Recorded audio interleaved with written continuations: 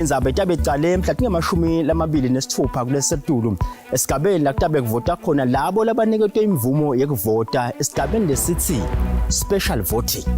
Kusukela ngesimbi yesikhombisa ekseni kude kuphume yona imiphumela, libandla letindzaba litawube lifake likhala phansi licubungula liphindze libuya nato tinjengobe tinjalo likulethela bukhoma kumabonakudze wakho nasetinkundleni tekuchumana.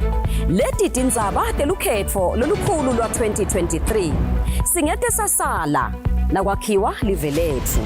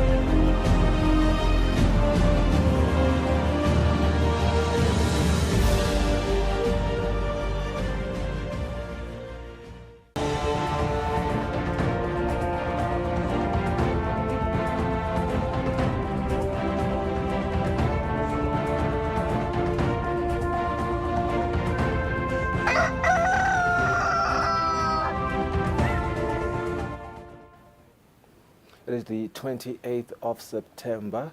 A very good morning to you and yours, Lomuhla Ekseni Gungu Lesine. It's just a couple of hours before Singalekma secondary elections. We are indeed anticipating one of the biggest days of the year. In fact, the next 2 days will be 2 days of reckoning for a couple of people who are running for the Member of Parliament positions, as well as Tinfuna Tetingondla Ganye Nebkopo. Good morning, my name is Sifiso Mumalo Satkulumisa, Ingombe Tinzaba Patsalena Elket for Lomuhla Eluhlelo Nisabusela, Anghambing et Vanghamba and Pombe Lungalele Makakula. Very good morning to you, Pombe. Good Pilile, how are you this morning? I'm very well myself. Great, thank you to our viewers as well. Guguti Babe Naslom Flexeni.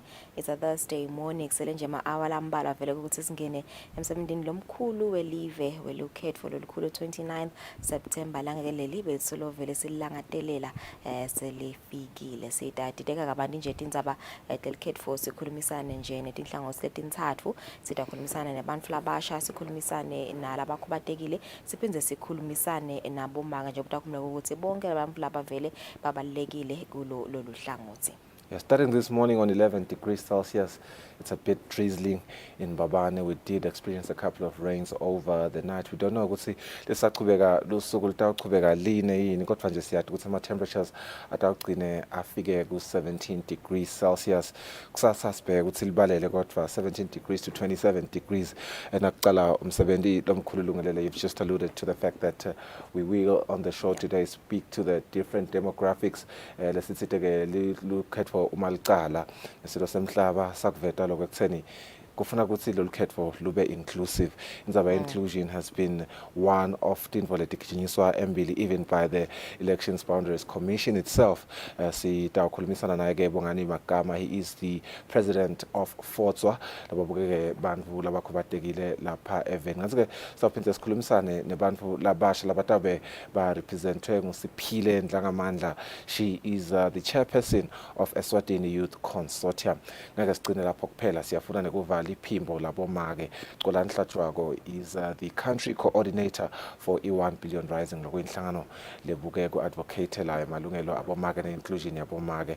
Sakhulumisana nabo on the next 30 minutes lotawulandzela nje uMagabanca insimbi yethupha lomhlekuseni until 7 a.m. this morning. Yeah, kanti-ke sisabuka nje wona umsebenzi lomkhulu welive welikhetho lomuhla yi-World Rabies Day. Sidabe sikhulumisana nje nalabasuka khona etiko letekulima luhlangothi lwadotilwane. Kuyavela-ke nje embikweni wa-WHO ukuthi this day is the biggest event on the global rabies calendar, and it has been commemorated every year on the 28th of September. Langa ke leli tama nje ku raise awareness kanye ne ku advocatela for rabies elimination emhlabeni wonke jikelele. It is an event designed to be inclusive, also uniting people, organizations and stakeholders across all sectors against rabies.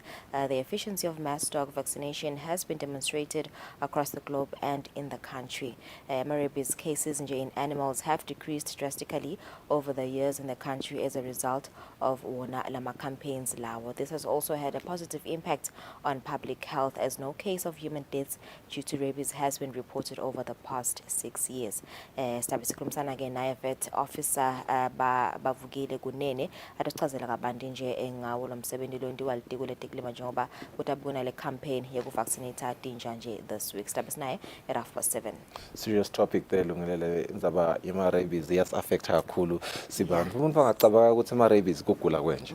Kanzi nayiluma umuntu lenjo le a very deadly thing.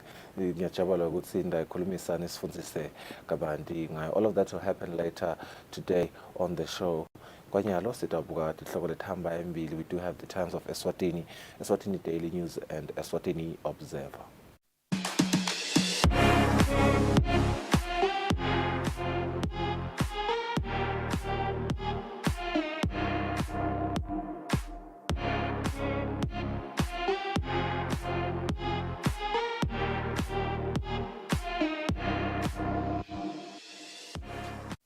Sicala nge-Times of Eswatini lomhla kungilesine tihloko lethamba embili.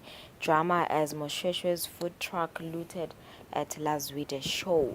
Kanti kwelinye ethamba embili, court rules on elections challenge loot. Former Panisi Sikangeni 16 lose. A candidate cannot be catapulted into secondary elections by court but must amass more votes. Ngekusho kwelijaji. More on that story on page 2.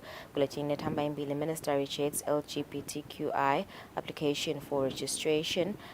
Government's 1.7 billion malangeni tax debt relief for businesses and individuals. And also there's a full list of MP position special voting results inside the Times of Eswatini.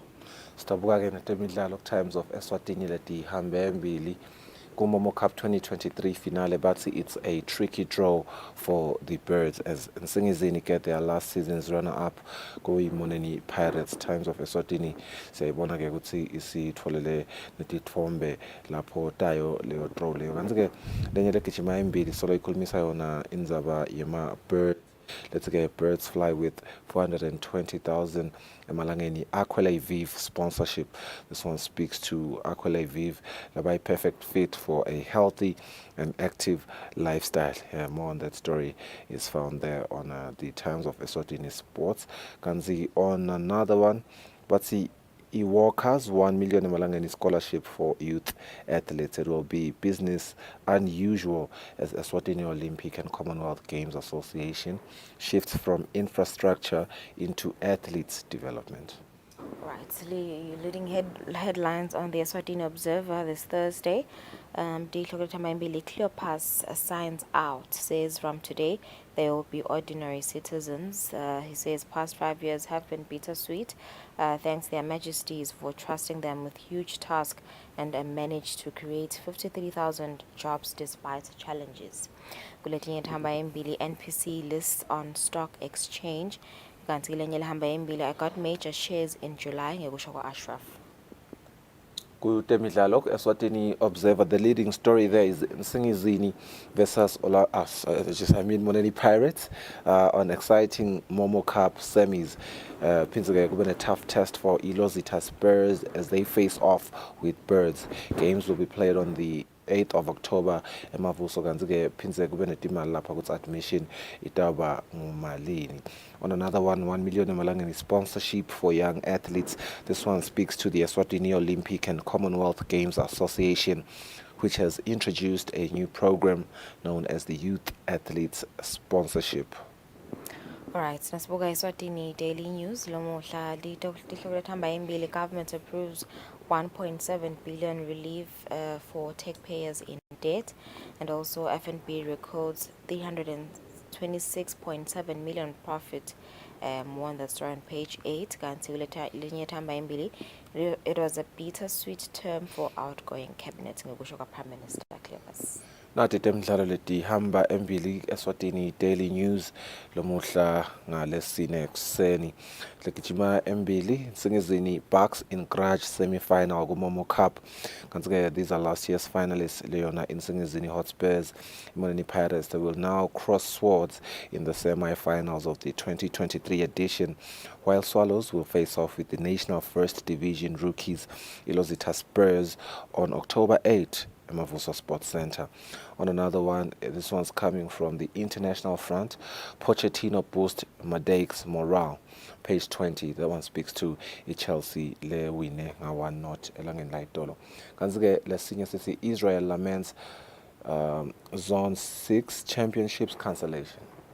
All right, it's 6:10. Dabatleje market esibene tindzaba Eswati.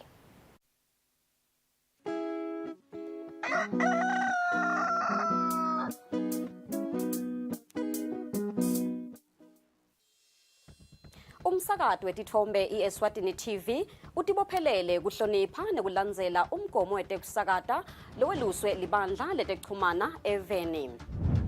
Ngephansi kwalomgomo sitimisele kusakata tindzaba letentiya ngaleso sikhatsi tindzaba letide emagama laqosheme letitsembekile letitsinza tonke tinhlangothi naletisebaleni kusukela kutepolitiki, tetemphilo, tekulima, tetinkantolo netemhlaba wonke jikelele. Siniletsela tindzaba njengoba tinjalo ngaleso sikhatsi letenteka ngaso. Kanzi kulomsakato siphindze sikulethele lonke luhlobo lwetemidlalo kusuka emidlalweni welibhola letinyawo kuye emidlalweni ledlalelwa ematafuleni kanye naleto letiqhamuka ngaphandle kwakuleli. Leti tindzaba lowutiletselwa ngumsakazo wetithombe iEswatini TV.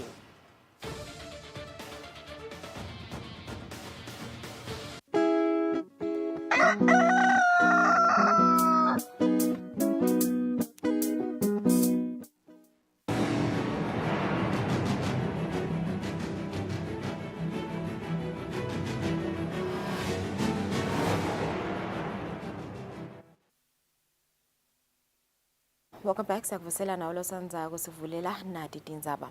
Umhlonishwa Ndvunankhulu Cleopas Dlamini uthi kule minyaka lesihlanu lendlulile uhulumende ukhonile kwakha imisebenzi lengetulu kwetinkhulungwane letingemashumi 53,400 jobs. Ndvunankhulu abekhulumana kethula umbiko wekuthi uhulumende usebente njani kule minyaka lesihlanu lendlulile njengoba uhulumende sekaphuma ehhovisi. Ngaphambi kokube Ndvunankhulu ethule umbiko ukuthi uhulumende usebenze njani kule minyaka lesihlanu leseyengcile, ucale ngekulila njengoba kulo hulumende lona kube netehlakalo letiningi lofaka ekhatsi umkhuhlane iCovid-19 lohambe nemphefumulo walo lebekatsi Ndvunankhulu Ambrose Mantulo Dlamini netinduna tembuso lekungumakhosi Vilakati, Christian Njangase kanye na Peter Bembe. Enzabeni yekusungulwa kwemisebenzi Ndvunankhulu uchazele ukuthi uhulumende watibekela ukuthi njalo njengeminyaka utawusungula imathuba emisebenzi lafikako etinkulungwaneni letilishumi. Ndvunankhulu ukuthi uyajabula ukuthi abikele emaswati ukuthi uhulumende ukhonile kwakha imisebenzi lengetulu kwetinkulungwane letingemashumi lasihlanu nakutsatfu kule minyaka lesihlanu leyengcile. 6,400 of which came from foreign direct investment. 5,340 from expansion of existing projects and 41,600 from domestic direct investment.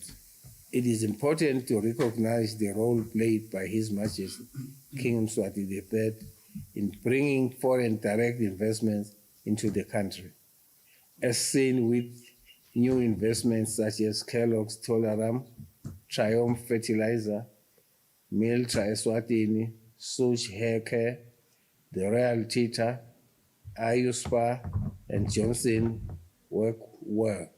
Ndinankulu-ke uchazile nawe ukuthi njengoba ingonyama yemhlaba yaphakamisa isikhwama lekuthiwa i-Reconstruction Fund ngeminyaka wa-2021 kanti-ke uhulumende ukhonile ukukhipha imali lefikako ku-230 million emalangeni yaniketwa-ke emabhizinisi la-422 kanti-ke lebekade afake icele emabhizinisi kusesekeleke kulesikhwama bekafika ku-688 wemabhizinisi.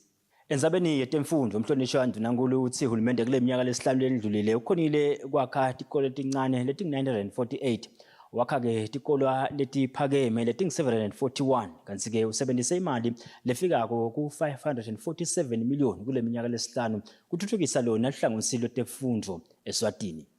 At least 80 grade 0 classes were added during this period, that is 20 per region. The process of digitizing the secondary and higher education curriculum also started during the period and is progressing well.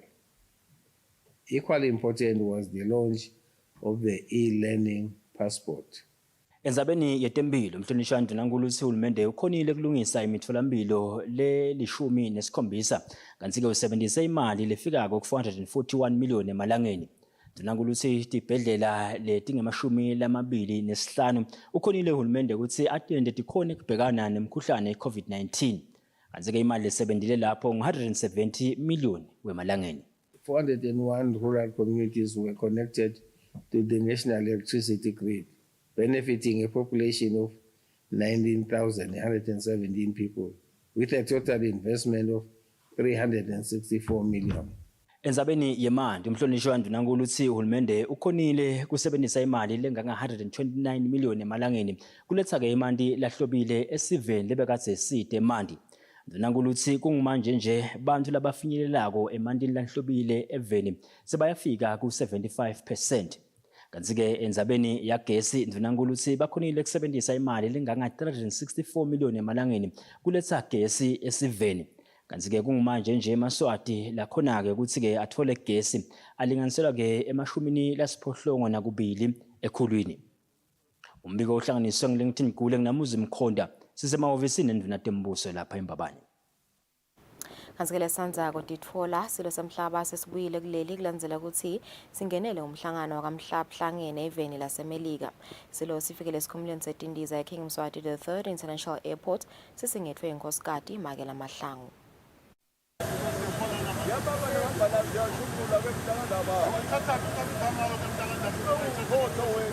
Esikhumulweni setindiza eKing Mswati the 3rd International Airport sive siphume ngetinkani semukela silo semhlaba lesibiye kuleli kusenombonombo ngalesine ekuseni singathwe inkosikazi Makela Mahlangu. Silo semhlaba semukelwe ngengoma yesive sacelwa nokuthi sihlelo umbutho betekuvikela.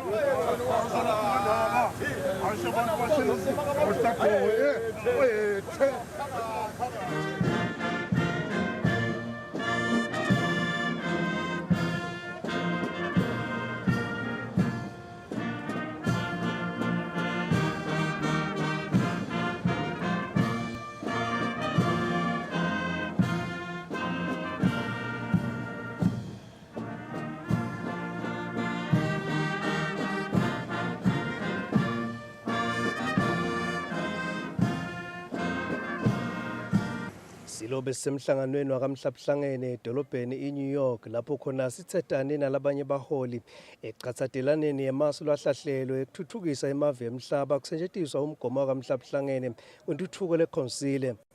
Sisesemelika silo semhlaba sivuselwe nasive seMaswati latinde khona kulela live. Emathonsi la engekucina ngesikhathi sifika silo abelide lelide njengoba sive sisemukele ngekuthokota lokukhulu. Silo semhlaba semukelwe bomake emakhosikazi semukelwa abantu abenkosi semukelwa nguNdunankulu nemabandla ngekwehlukana kwawo.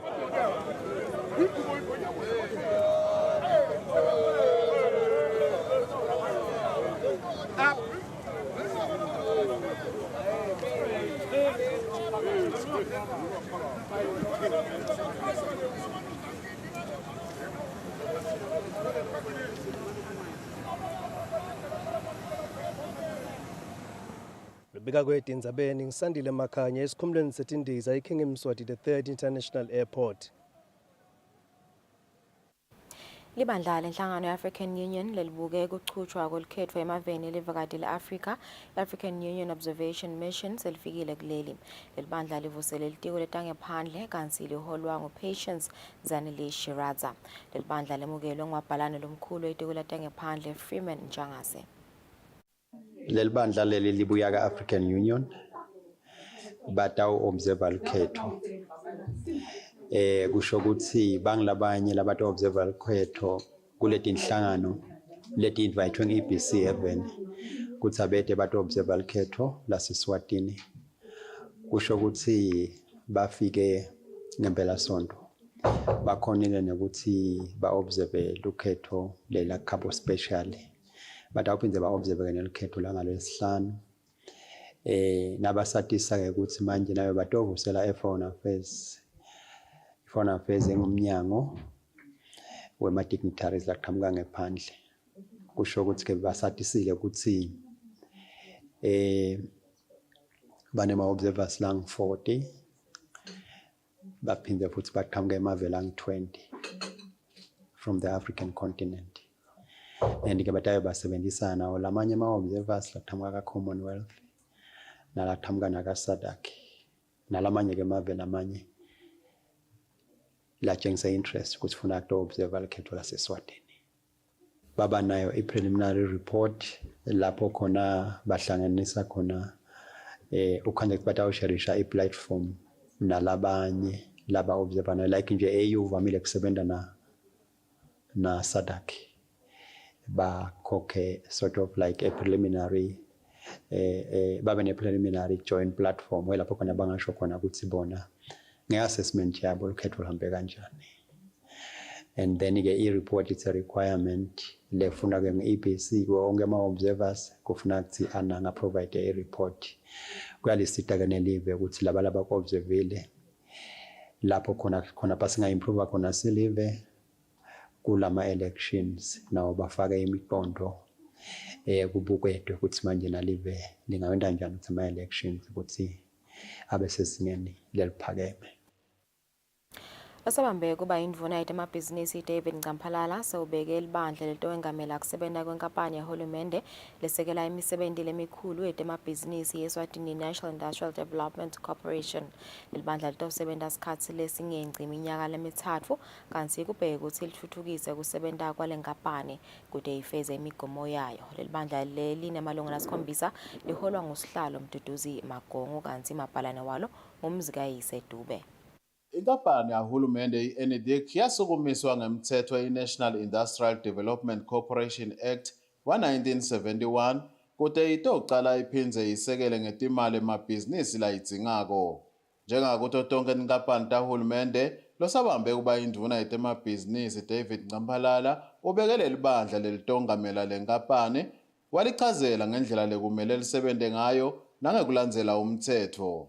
Kwakha-ke emathuba bekunene ngilolokubheke kuthiwa akhiwe ngini siyayibona isha inganani siyabona ukuthi le misebenzi njengoba seyingekho kusemahlombe embe kunene ukuthi liphume libambise live le ngutele nje namhla njengoba sashilo likakhulu kuye babe Magongo sihlalo ukuthi wena kunene kusebenzisana lokuhle kuba ngilokuthi natane ukuthi ukhona nidinga ini bese niyapota phela nale hulumende lokho ibhodi ingabekwa nje seyinkulu nalo minister bekunene akungabi njalo ngoba kusuke kunguye lacabanga ukuthi le micondo la ihlanganisile le mihle kangaka mangibuka nje le combination yale bhodi acting PS ngibona mina live liphuma enkingeni lapha khona kuhlanganiswe ibhodi sibili ayidebetebe kwebhodi lamanye amalunga lelibandla bo Dr. Petros Mashwama lolilunga,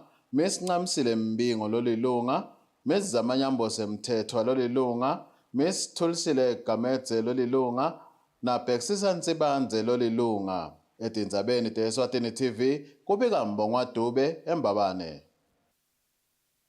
Yahulumende lebutha umthelo Eswatini Revenue Service seyisukumisela uhlelo lolusha lokusebenzisana nebatheli ngenhloso yokunciphisa indleko kanye nesikhathi lesicithwa abatheli nabasebenta tindzaba temthelo. Lohlelo lolusha lutocala kusebenta mhla lulunye enyangeni yeNgongoni kulesetulu.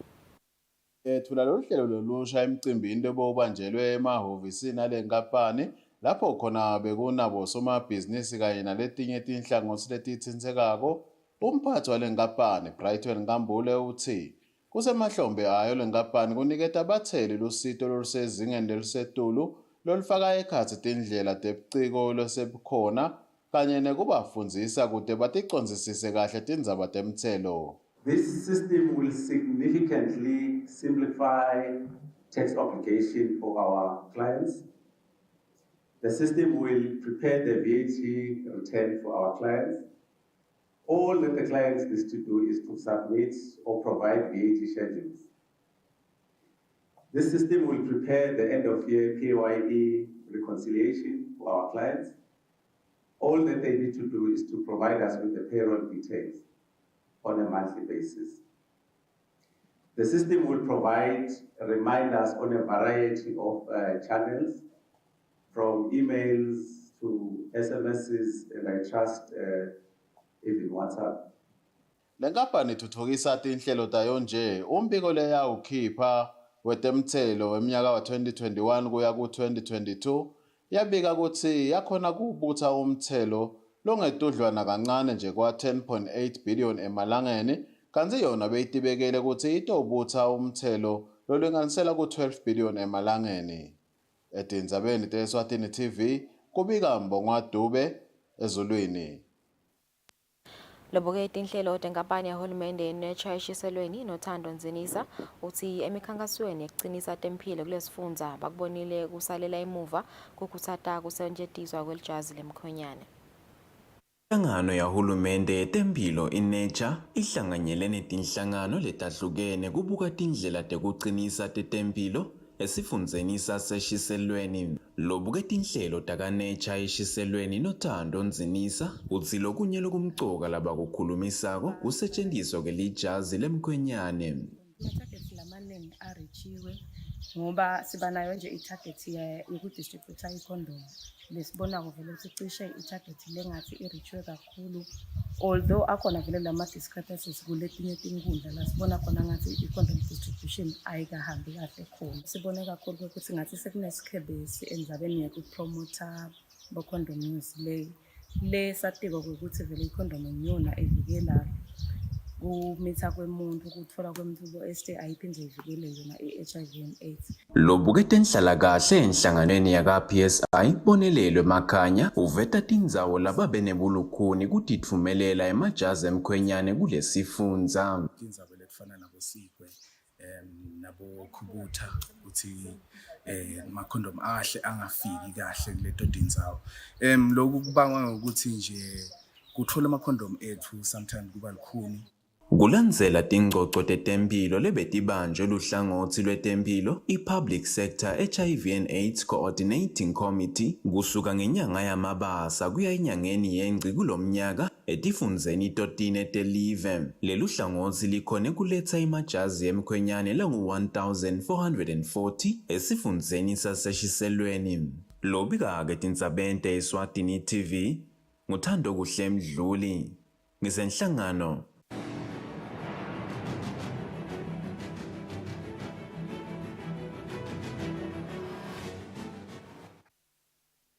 Kutemidlalo bangetulu kwelishumi nababili labatsinzeka kutemidlalo labavotela elikhethweni elikhethekile ngalesibili emavuso. Lamakhethwa labaningi babo basesigabeni sokubala ilunga lephalamende. Sibili bekuchubeka elikhetho lelikhetsekile emavuso lapho khona labo labataya basebenta ngalesihlanu ngelikhetho bekungibo labe bakhetha. Elikhethweni lelukhetsekile lolukhulu kulamanye amakhetho solo bakhona labatsinzekako kutemidlalo letahlukahlukene kuleli. Kanzi linyenti labo lingenele likhetho esigabeni selilunga lephalamende. Ngaphasi kwesifundza sakahohe enkundleni yaseMbabane East uNasandile Gininza longumdlalo webhola lokunginyalo nemavoti langu-55. Enkundleni yaseNdvonjeni kuna Raymond Dlamini longumceceshi womdlalo webhola lokunginyalo nemavoti langu-137. Ngaphasi kwesifundza sakaManzini enkundleni yasekukhanyeni Celicolo Dino Dlamini longusihlalo inhlangano engamele tinhlangano tetemidlalo kuleli kunginyalo unemavoti langu-112.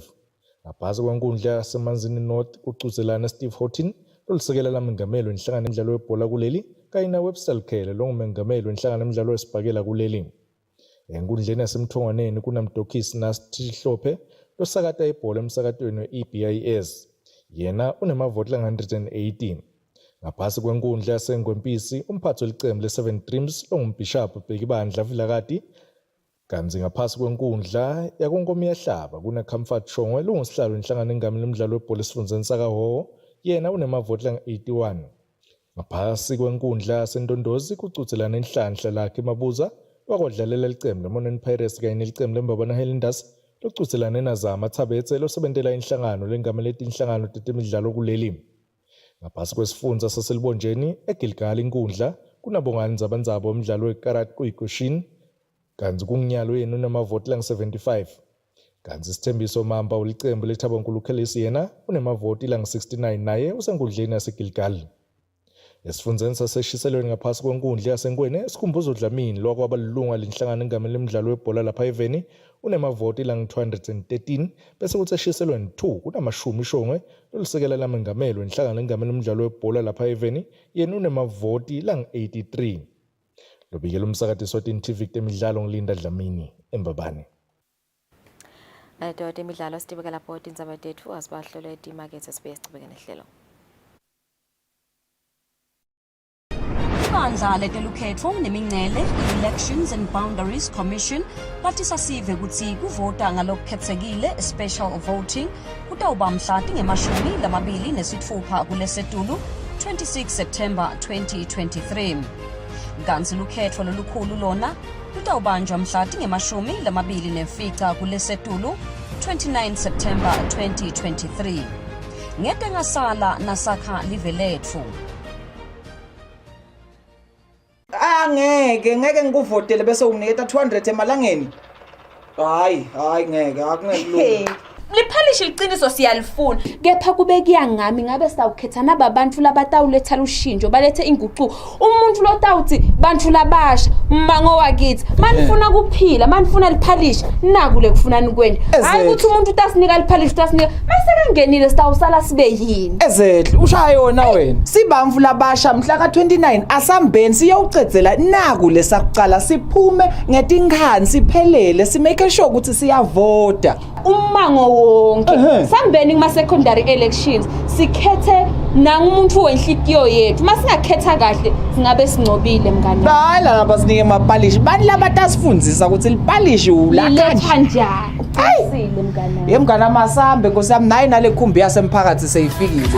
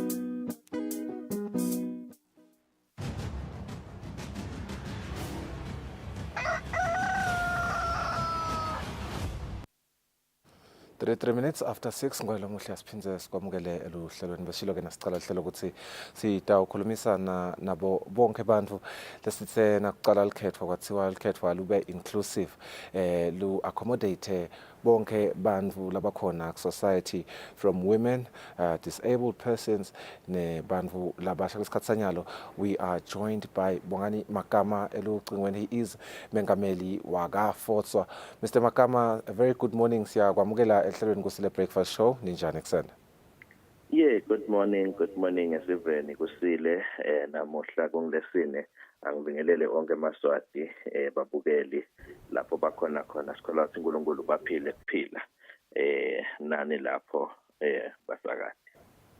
Makamani indzaba yek-advocatela emalungelo abo bonke bantfu elukhethweni besolo indzaba mlonyeni kusukela lokuqala lukhetho nesilo semhlaba kwaba indzaba lesivetako uma sivula iParliament saphinde sayiveta futhi nasesibayeni. Ngabe wena uma nje si-analyze lukhetho selokulicalile sitibuka tinombolo baka EBC batikhokha in terms of representation engcenye singacala la ekuvoteni siyababona abantu labakhubatekile balijoyina luhlelo in terms of voter participation. Yes, kungaba kubonga emaswatini nakubo mhlambe baka EBC kusekeleni abantu abakhubatekile sibakwanile mhlambe kuqala kuma nomination nje kafisha sibakwanile abantu abakhubatekile baba nominated etigabeni letehlukahlukene.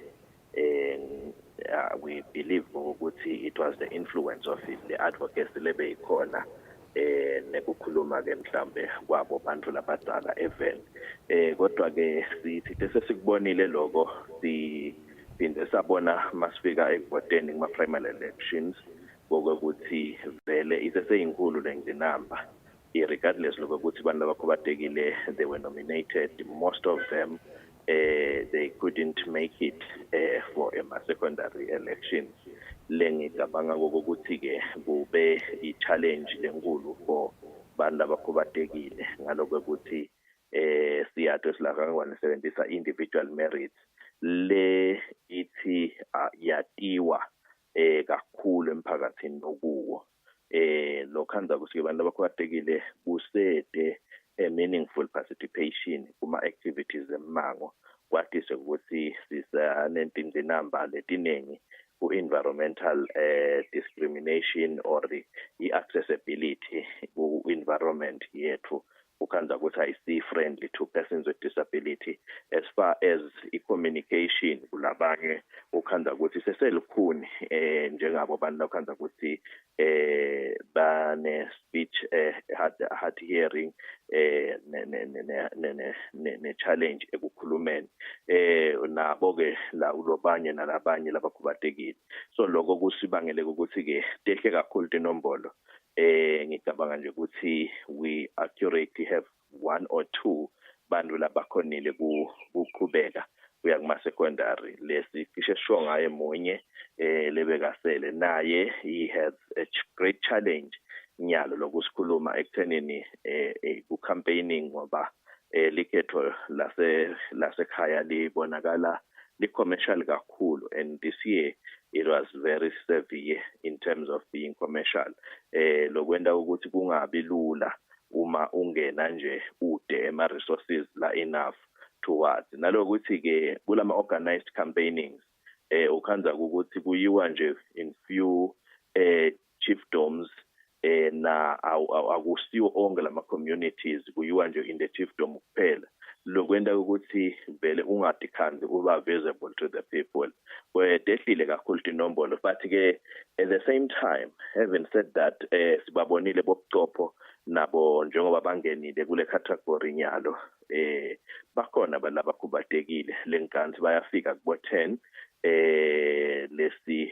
lesibatiko enhlanganweni ngoba balabakhubatekile angisiyakuvuma ukuthi kunalaba khona enhlanganweni kukhona labakhubatekile lokhanza ukuthi abekho enhlanganweni lokuba likhuni ke kubati utibona nje sowubona ukuthi kukhona lomnye lokhubatekile lo ngala le yena maybe anga-admit nalokhu ukhubatekile ngetizathu ke langabanato siyababona ke bobuchopho nabo bakhona in the race lesikholwa ukuthi singaba nayo inhlanhla yekuba bona baphumelela labo labangaphumelela kodwa ke vele emehlo abukile kusasa sive siyawabambisa abantu abakhubatekile siyalibambisa in live ngoba umhlaba uthi leave no one behind.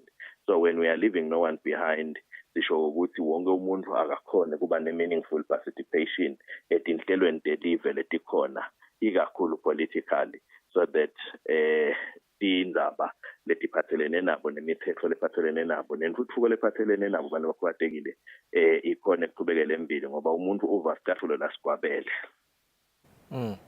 Sibonga Makama, that was very insightful lokho Tanza kusipha kona. Siyabona ukuthi United Nations inayo i-convention for people with disabilities ekutheni babe included kuma electoral processes. Silibonile lelihhovisi leliphini landvunankulu lisebenzisana kakhulu nabo baka United Nations. Engabe uma sibuka letinombolo, because we have seen some of the statistics labe produced angithi nje mabom labe recent swabona around June this year lavetile population of people with disabilities making up 13% of the population lapha kaNgwane. That translates to 146,554 sitfolela ama statistics lawo earlier this year.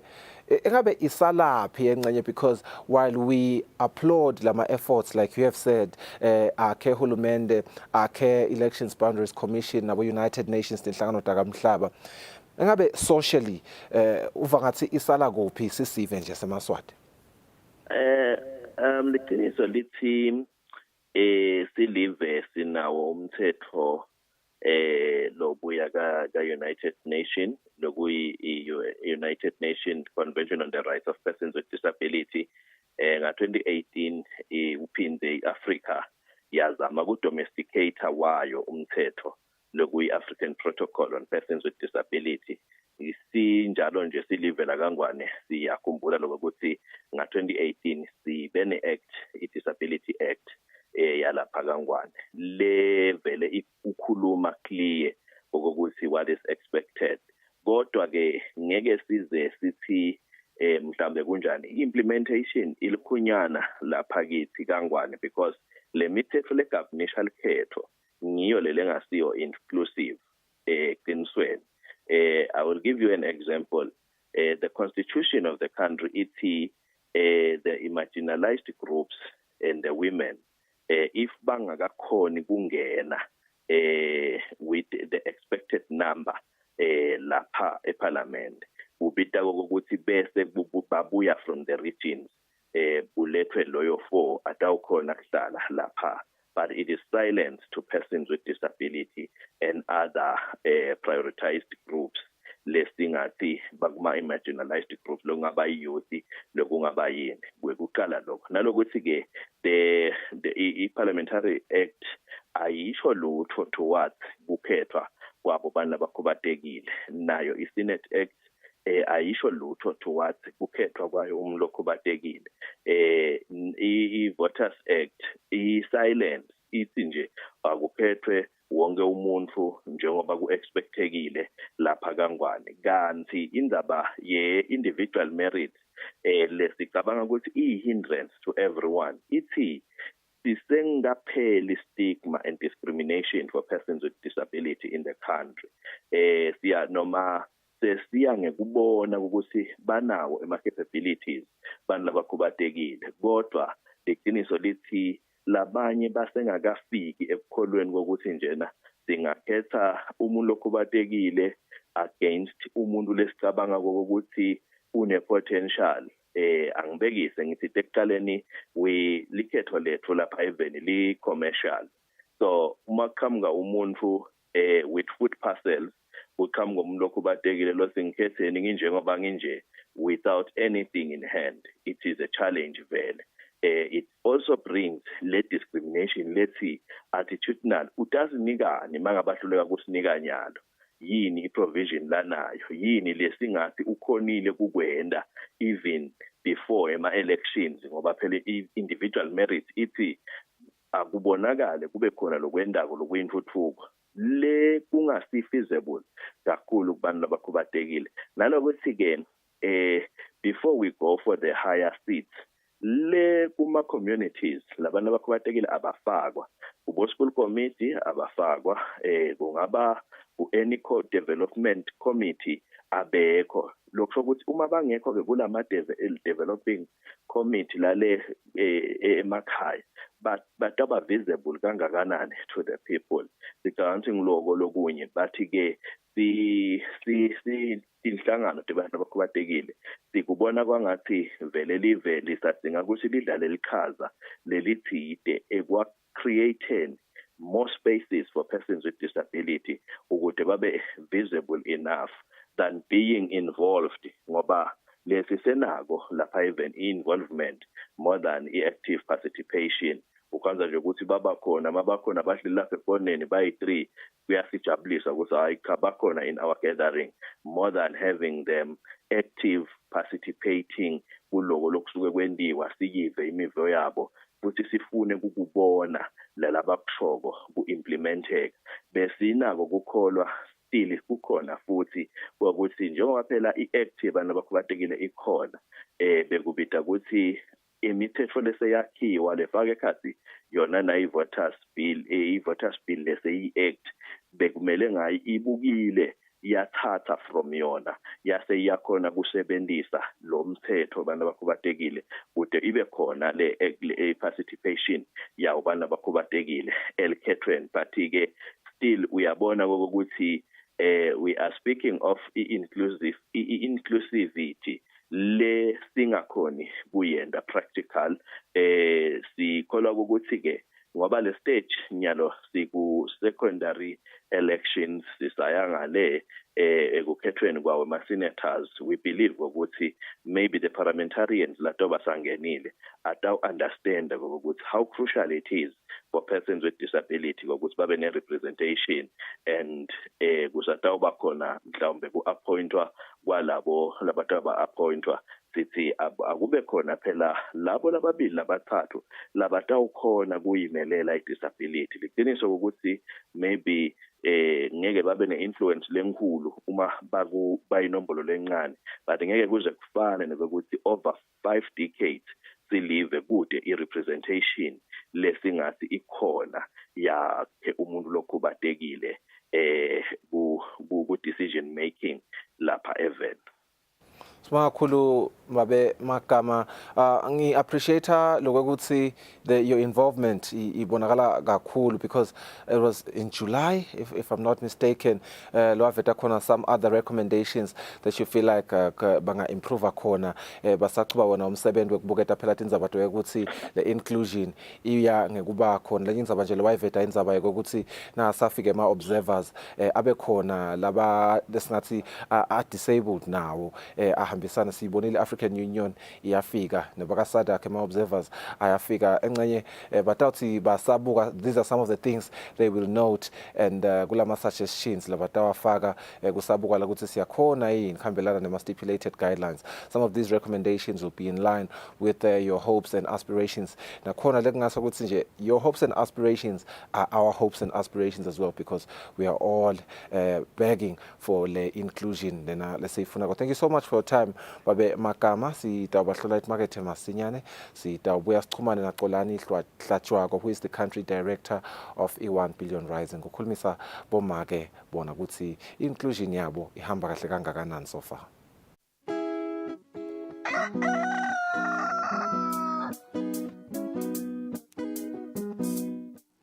Emaswati evile asabela aphuma ngebuningi bawo ayawubhalisela lukhetho ngaphansi kwesicubulo lesithi ngingeke ngasala nasakhalive lethu aphinze asukuma aphuma ayawuncoma aphinze aphuma ngebuningi bawo ayawukhetha elukhethweni loluncane. Umsakazo wetithombe Eswatini TV ehlangothini lebetindzaba umengemumo ngalesihlanu mhla tinge-24 kulesetu saselitalo umsakazo tabe titsacitsisaka kutototine tifundza telive leSwatini totonke tikhungo tekuvotela tikulethela konke lokutabe kwenteka elikhethweni elikhulu. Kanti-ke indzaba itabe icale mhla tinge-26 kulesetulu esigabeni lakutabe kuvota khona labo labaniketwe imvumo yekuvota esigabeni lesithi special voting. titfole tisashisa kumabona kudze wakho nasetinkundleni tekuchumana. Kulabanye kutawuba injabulo yodva, kanti kulabanye kutawuba lusizi. Ngumgico nje tinkundleni indzaba lenkhulu. Unati titulo letikunayo indlu yabayesikhulu. Inkundla ngayinye kubheka ukuthi ikhiphe lifungo libelunye lolutayimelela kulendlu lifake isandla ekuthuthukiseni umnotho walelive. Tinkundla kubheka ukuthi tikhiphe netinduna tetinkundla letingamashumi 50 nabobucopho labangama336. Baningi labamenyile, kepha-ke bancane kuphela labadzingekile kulendlu. Kusukela ngesimbi yesikhombisa ekuseni kude kuyawuphuma imiphumela yemkhetfo. Tinsaselitelo msakato titabe tifake likhala phansi, ticubungula, tikuletsela tonke tindzaba telukhetfo leminyaka wa 2023 Eswatini. Ungasali nasakhalive letfu.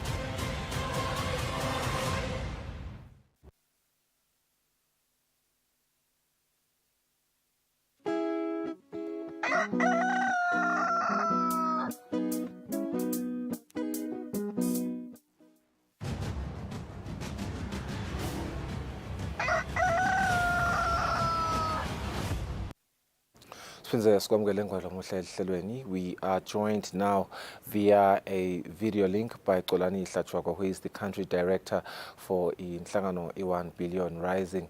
Ko khulumisa nje kuthi engabe bomake bona inclusion yabo siyayibona yini elikhetfweni soluqalile. Ngiyakhumbula Xolani ngisakwamukela nje ehlelweni kuthi you raised a couple of concerns masikhulumisana nawe ngema primary elections. Indzaba yokuthi emehlo ngathi ahlaba phansi inombolo tabomake lesathi bona tingathi nato betingajabulisi kakhulu vele nje from the onset, but wakhala lo ukuthi kuma primary elections utibona ngathi tiyachubeka tiyangekwehla. Engabe are your sentiments, at least with the remaining numbers, la khona sabuya nje ku special voting? I'm sure you took your time to analyze ema results as a special voting. Engabe nawabuka bomake lengathi bawatfolile amavoti uyajabula yini ngendlela labasekeleke ngakhona? Ngiyabonga futhi ngokucela nje kubingelele umlaleli ekhaya. In terms of numbers nyalo la ku special voting, I may not say those numbers they reflect ukuthi mhlambe bomake bangaphumelela noma ngeke aphumelele, ngoba siyathi ukuthi ku special voting kuya ngalo ukuthi bangakhi bantu kuleyo nkundla labasebenza umsebenzi welikhetho noma labo laba semaphoyiseni noma laba kusebenza kuhulumende lokutabe kuphathelene naleli labatabe basebenza ngalesikhathi selikhetho. So lama results lawo yebo sibonile ukuthi bakhona bomake laba khombisile ukuthi bantu bayabavotela and kuyasijabulisa lokho. Kepha angeke ngikukhulumele kakhulu because it doesn't reflect exactly ukuthi ngales kusasa kutabe kwendekani. But based on leti nombolo tabomake labaphumelele kuma primary labatabe labaranako nyalo for MP position more especially lalabang 35 if I'm not mistaken, labaqhamuka etinkundleni letehlukahlukene, the 35 women. I may say they stand a chance. Mbukeli nawe bhuti, they stand a chance ngisho ngani if letinkundla leti betingahlangani tithi kuletinkundla lapho kunalabo make khona labamelela kubabo MP, tithi senda siqiniseko sekuthi sitawukhetha make ahamba eParliament. Singaba nabo bomake eParliament yize leti nombolo tiphansi, kodwa we can have more than 2 women as compared to the previous parliament. Singaba na more than 2 women from etinkundleni. So lengingakusho nje msakati kwami encourage emaswati nakuleto tinkundla lapho kunabomake ukuthi asale sibambisa live ekwenteni ukuthi bomake babe khona kushani kwemthetho, ngekuthi labo bomake labakhona kuletigaba leto asente siqiniseko sekuthi siyabakhetha ukuthi bahambe baye eParliament. ngaloko ukuthi awenda siqiniswa ukuthi le mithetho leshaywako inesithombe sawo wonke umuntu lokhona eveni lakangwane. Kolani, I was studying the results, especially voting. You know, just from my own personal analysis, I won't mention names because I'm funny kankasela ubuntu, but there is a certain female ngimbonile abashiya ngetombolo letsetulu ngendlela lesimanga ngalesifundzeni saseshiselweni labo la chutselene nabo, which is, I think, for you pleasing and you know, motivating. But ukhulumise indzaba ye sensitization le inclusive nale intense. The last time I spoke to you, ngiyafuna ukuthi uyi-highlight kancane because you did say it's going to take a lot of socialization, and bo-highlight lo ukuthi itawufuna ngathi ingaqala ku-grassroots. Ngiyabonga indzaba ye-sensitization vele it's important, and iphindze i-reflector, I mean i-emphasize lekutheni simaswati is understand ukuthi nakuyokhethwa make akusho ukuthi it's a responsibility yabo make ukuthi bakhethane bodwa. Kodwa ngithi sonke simaswati, we have to play a role to ensure ukuthi si promote equal participation noma senda siqiniseko ukuthi bomake nabo babe baba khona ngalokulingana ngekulingana etigabeni tekushaya kwemithetho. Indzaba ye-sensitization, the beauty of yona ukuthi siyathi ukuthi live lakangwane about around 70% yi-grassroots baphila ku-rural area labantu laba.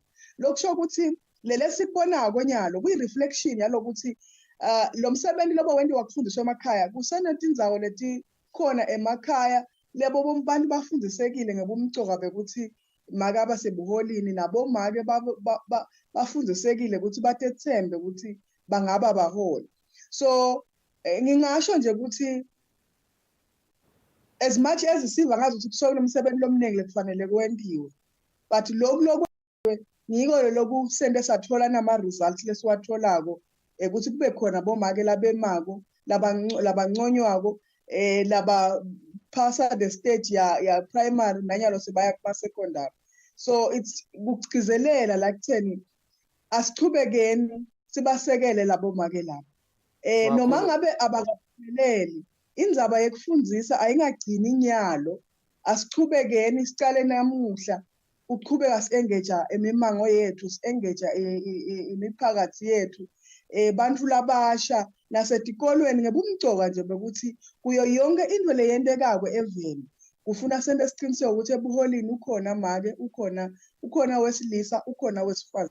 And I think, Kolani, a typical example is you, Lapo Uhlel Kona Siakbona, you're doing a great job leading the 1 billion rising organizations. And I think we can take a lot from that. Thank you so much for your time. I'm afraid Sikatsetfu Sesili Melektof Siputume Sbatlolet Magete Stabia Stubega.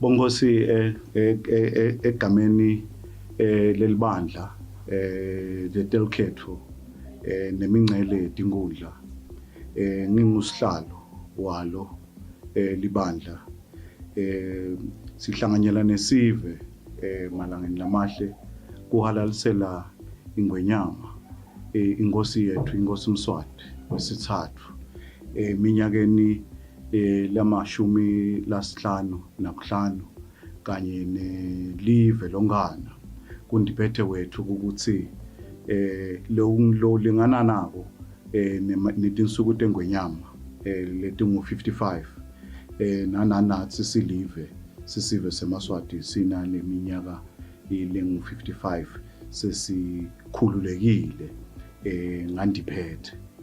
Siyabonga ke bongosi sisahalalisele makhosi ethu nelive ukuthi nebayitolo lekungibona lesithi te basebenta lelive makhosi ayitolo nesive semaswati sonke sayitolo ngoba lokhu lesesifike lamhla siyasakukhanza sakuhala lesikuhalaliselako ngilokuqhamuka kibo lekubita-ke ukuthi-ke nathi simaswati njengekukhonjwa indlela amakhosi Nkosi yelive sichubekeni silibeke live libe ngiloko lekungona lesikukhanzile nathi nalokungcono.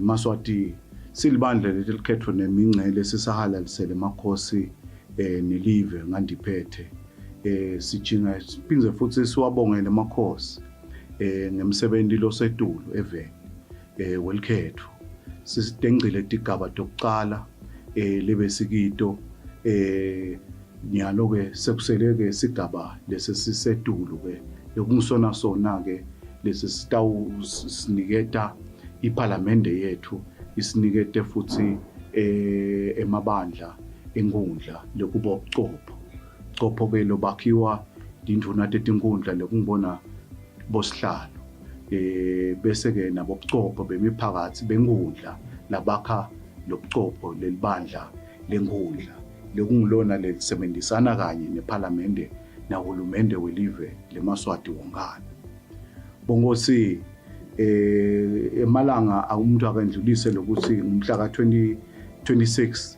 we-special voting bese ulandzela ke umhla ka-29 September walolukhetho lelukhulu lukhetho lwesibili lesongilona loluyi-final ngalawo magama amalangeni sikhutha lwandle sibongele live ebongosi bayethe wena waphakathi wena ungangezindaba Nkosi.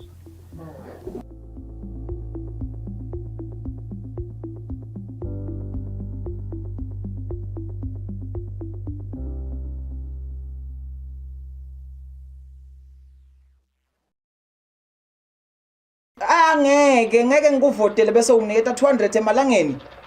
Hayi ngeke akungelula. Liphalishe iqiniso siyalifuna kepha kube kuyangami ngabe sawukhetha nababantu labatawuletha ushintsho balethe inguquko umuntu lotawuthi bantu labasha mango wakithi manifuna kuphila manifuna liphalishe naku lekufunani kweni hayi ukuthi umuntu utasinika liphalishe utasinika mase kangenile sitawusala sibe yini Ezehle ushaya yona wena sibamvu labasha mhla ka29 asambeni siyowucedzela naku lesakuqala siphume ngetinkhani siphelele simake sure ukuthi siyavota umango wonke sambeni kuma secondary elections sikhethe nangumuntu wenhlitiyo yethu masingakhetha kahle singabe sincobile mngani hayi laba sinike amapalishi bani labatasifundisa ukuthi lipalishi uletha njani usile mngani yemngani amasambe Nkosi yami nayi nale khumbi yasemphakathi seyifikile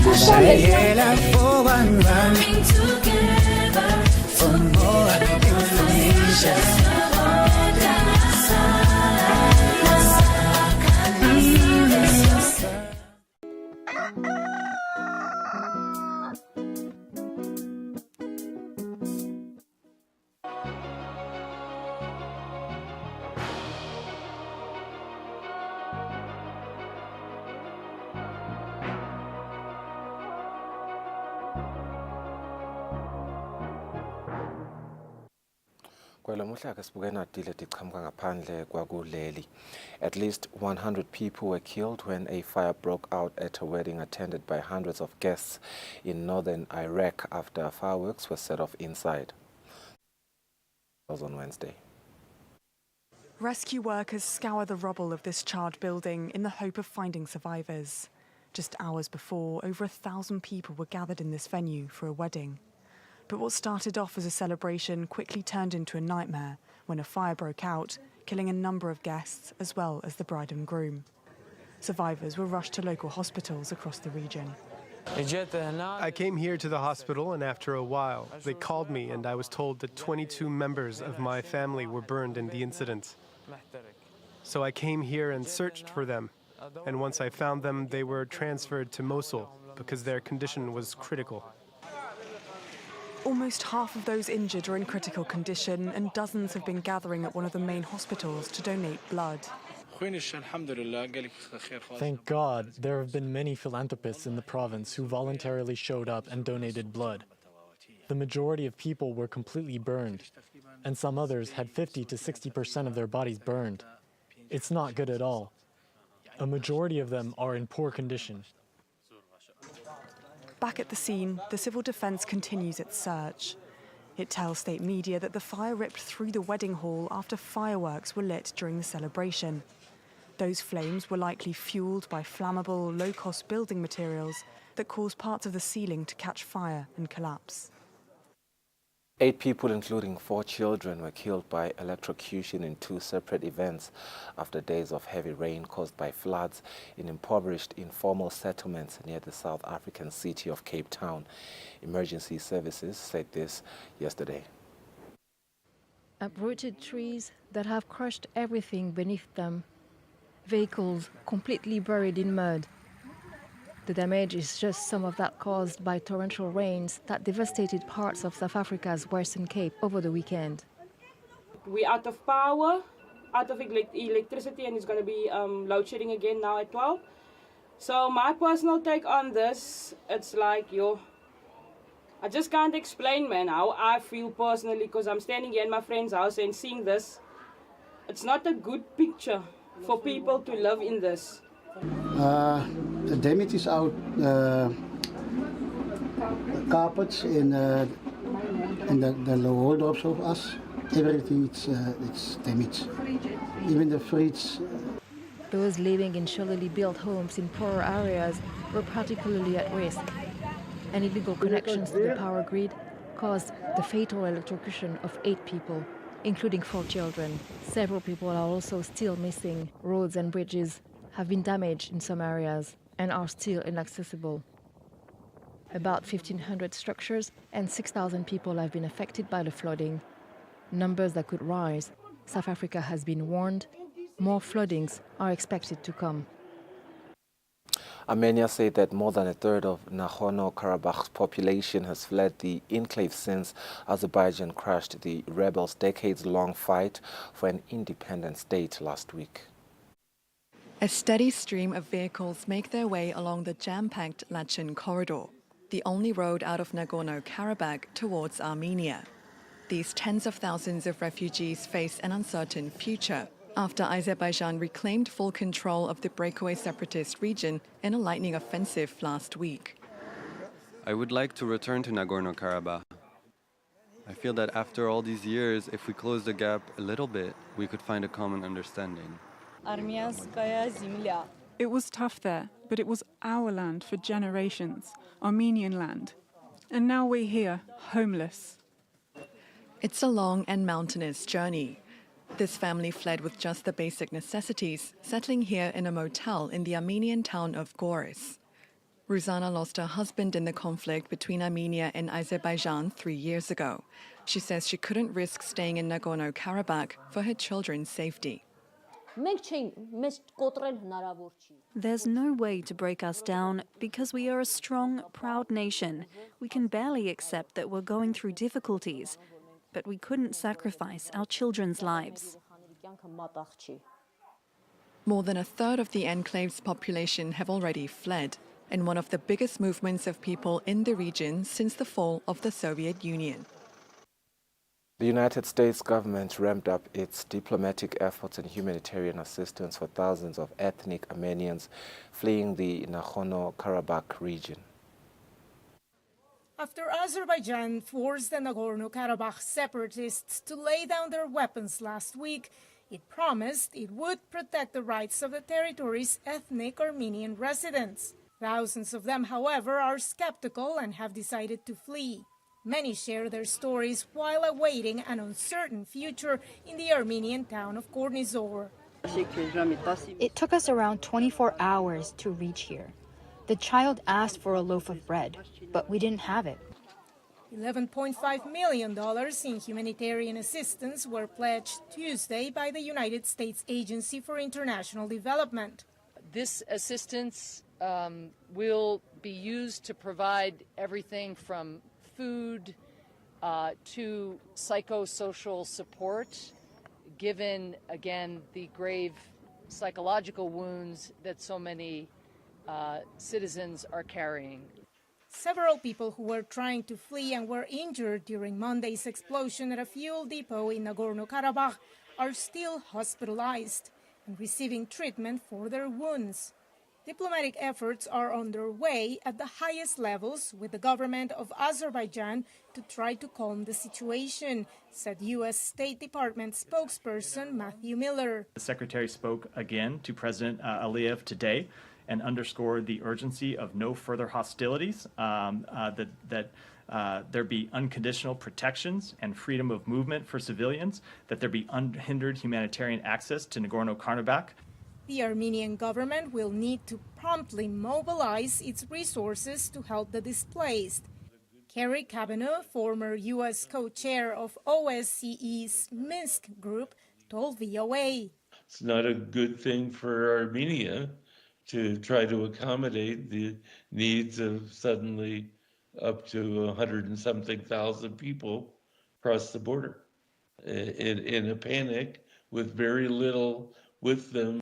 So I think we're at a pivotal point right now, and we won't know for a few days how this plays out. In the meantime, the United Nations Refugee Agency said it will continue to provide support to the Armenian government, while at the same time calling for the protection of civilians in accordance with international humanitarian and refugee law. Veronica Valderas Iglesias, VOA News. Donald Trump and his sons Eric and Don Jr. committed fraud by inflating the value of the real estate and financial assets of the Trump organization for years. This was said by a New York judge on Tuesday.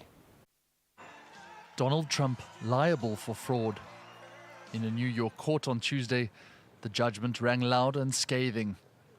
The former US president and his company were found to have deceived banks and insurers by illegally overvaluing his properties and other assets. But this is by far the biggest repudiation of Donald Trump's image as a wealthy businessman and the steps that the court has said he took that were illegal in building that image of a wealthy and successful businessman, an image that really sprung him to the White House.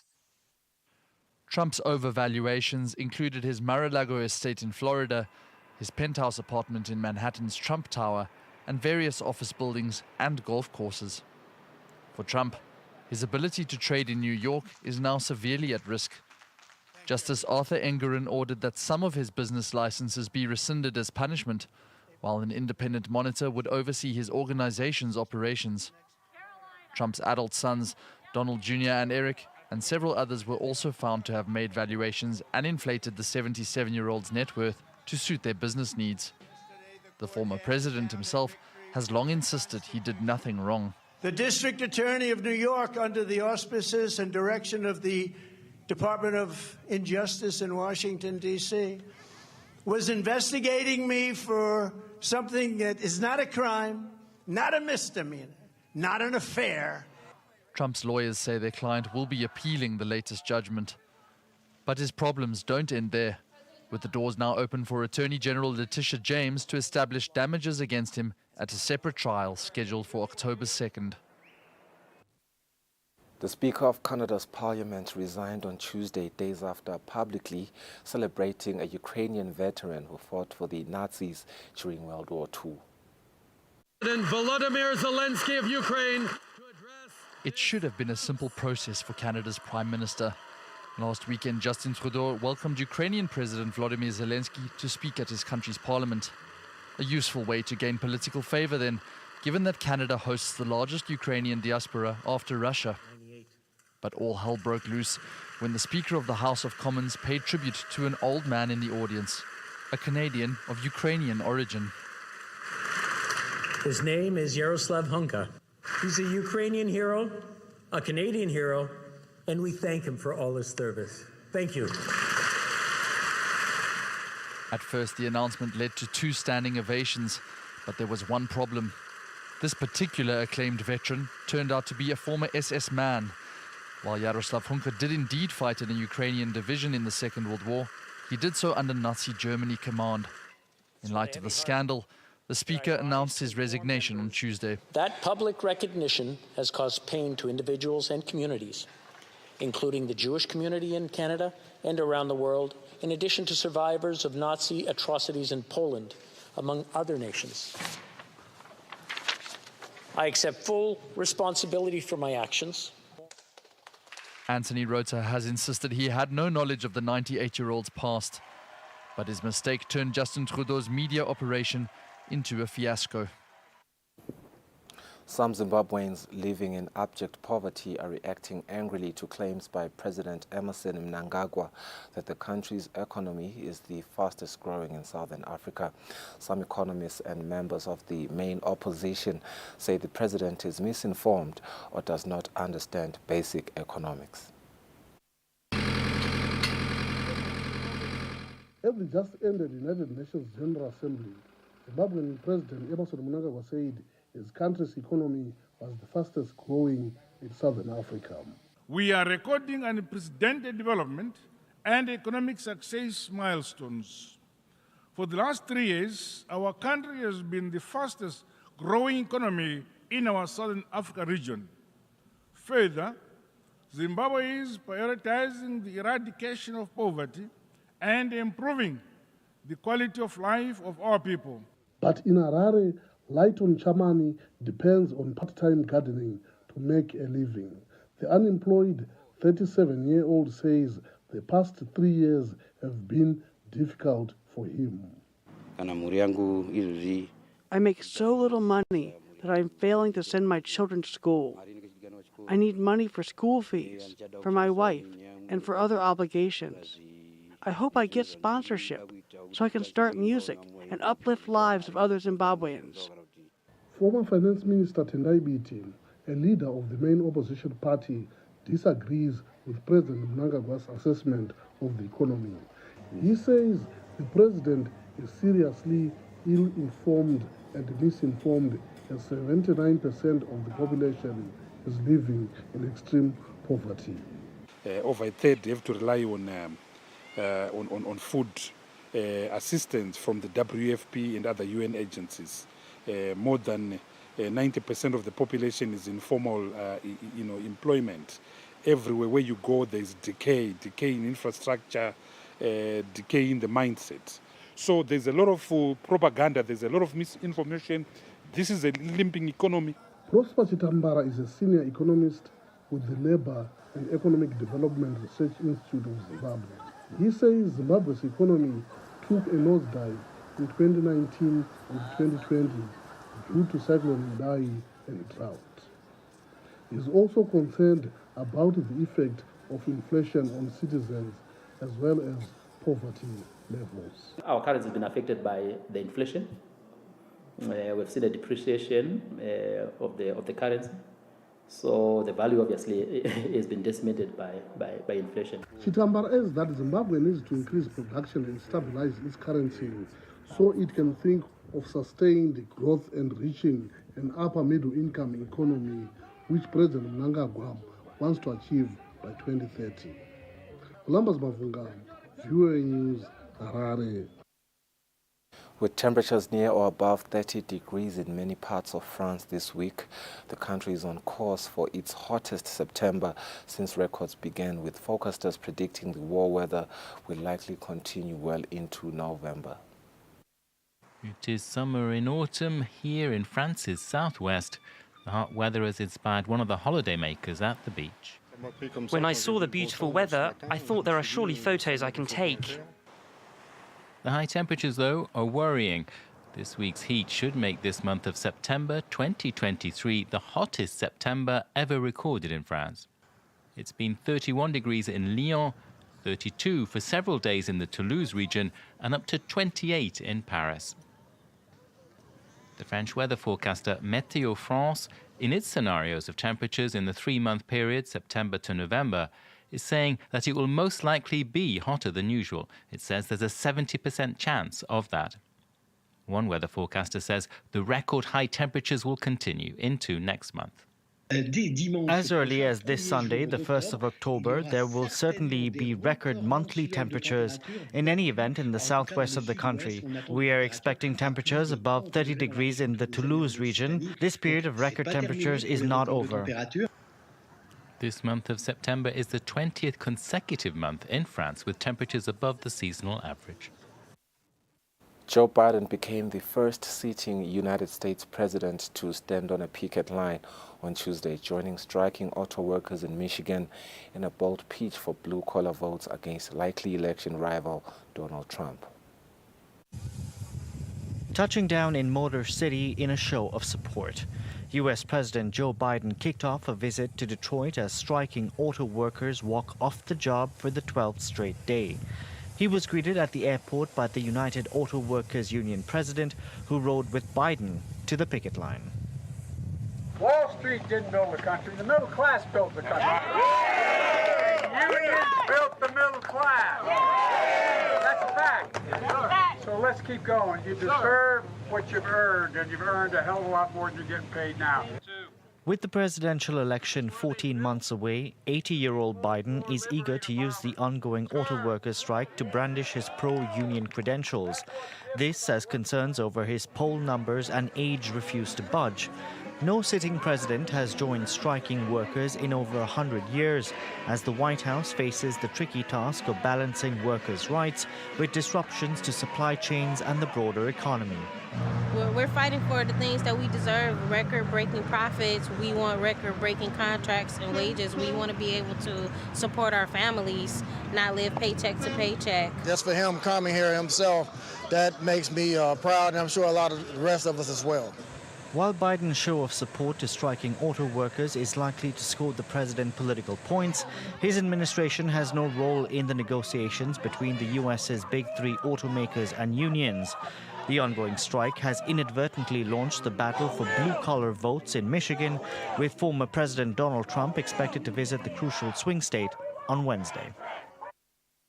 Leaders of the Screenwriters Union declared their nearly 5-month-old strike over Tuesday after board members approved a contract agreement with studios, bringing Hollywood at least partly back from a historic halt in production.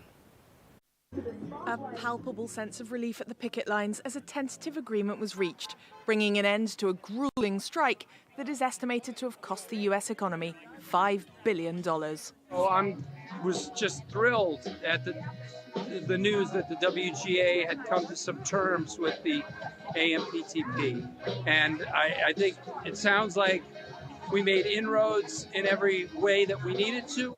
Writers in Hollywood put down their pens in May for a star-studded strike that pitted creative workers against executives.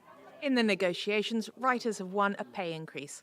5% now, then a further 4% in May 2024, and then another 3.5% in May 2025.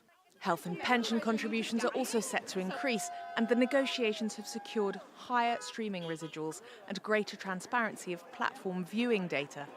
Artificial intelligence safeguards. The artificial intelligence landscape is so rapid that I think part of the reason we needed to strike was to make sure that we secured stability for ourselves before we get outpaced by something that we can't predict. The agreement is clear that AI-generated materials need to be disclosed and that its writing is still overseen by a human being. While the actors' strike continues, Hollywood writers can now get back to work. Though the agreement needs to be officially ratified by the 9th of October, if signed, it will hold until May 2026. South Korea held its largest-scale military parade in downtown Seoul, the first such event in 10 years, to commemorate its upcoming Armed Forces Day. The parade comes amid heightened tensions between the two Koreas. Thousands of troops took part in Seoul's largest military celebration in a decade, showcasing South Korea's defense capabilities with a display of weapon systems ranging from attack aircraft, tanks, to Navy vessels. The parade comes as South Korean President Yoon Suk-yeol says his country faces increasing threats from North Korea.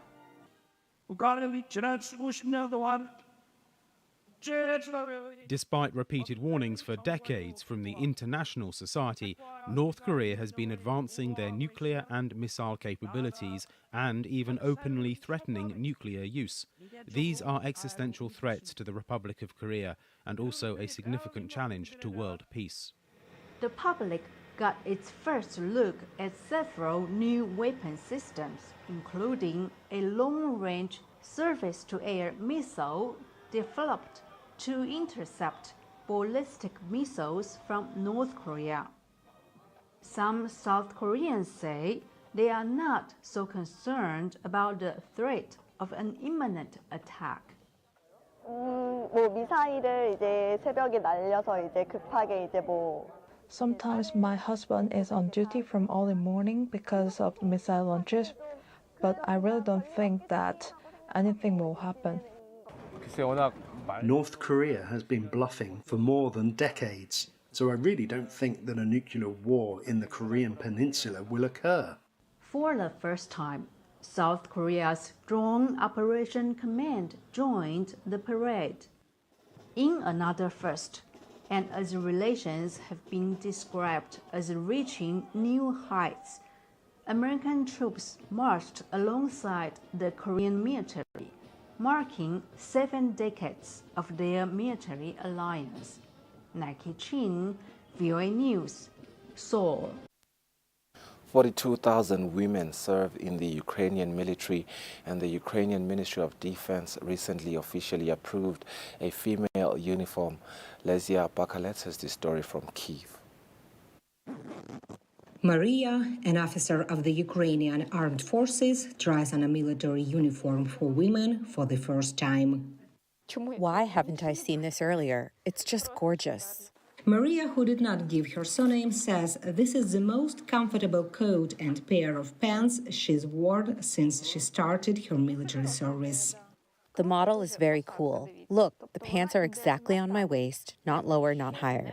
In addition, they are adjustable. I can fix and make them narrower if needed. Maria joined the armed forces as the Russian full-scale invasion began in February 2022. Like other females in the Ukrainian military, she says she received a male uniform. It's like a uniform from an older brother. They gave you something and you had to adjust it for your type of body. The smallest boot size started from 40, but I'm a 36, so I waited a long time to get shoes that fit me. Officer Olga Bigary spoke with a VOA from the front line. We are in the Bakhmut region, performing tasks related to the deoccupation of the territory. Bigary says her pants fit so poorly they often lasted just one mission. They were practically for one-time use. You go on some combat mission, fall down several times, and the seams are already split. Now Olga Bigar and Maria have military uniforms for women thanks to volunteers from the Ukrainian social initiative Arm Women Now. We collected samples of women's uniforms from other armies worldwide. The NATO standards and uniforms of the USA were used as a basis. Also, we comply with the Ukrainian Ministry of Defense's requirements for male uniforms. Volunteers have been making the women's uniforms for a year. Women who are serving on the front line get the uniforms for free. Others pay a flat fee. Irina Nokurak says they were tested for safety and comfort on the training grounds. A fitted jacket is essential when a woman wears a bulletproof vest. Otherwise, there are lots of folds from the excess fabric formed. In summer, when the temperature is high, this extra fabric rubs, creating discomfort. This August, the Ukrainian Defense Ministry approved women's summer field uniforms that are expected to be available by the end of the year. Visually, the uniform is similar to our general military uniform. It's designed according to a female figure. Smaller shoulders, slightly shorter length, narrower sleeves, and a waist that can be adjusted.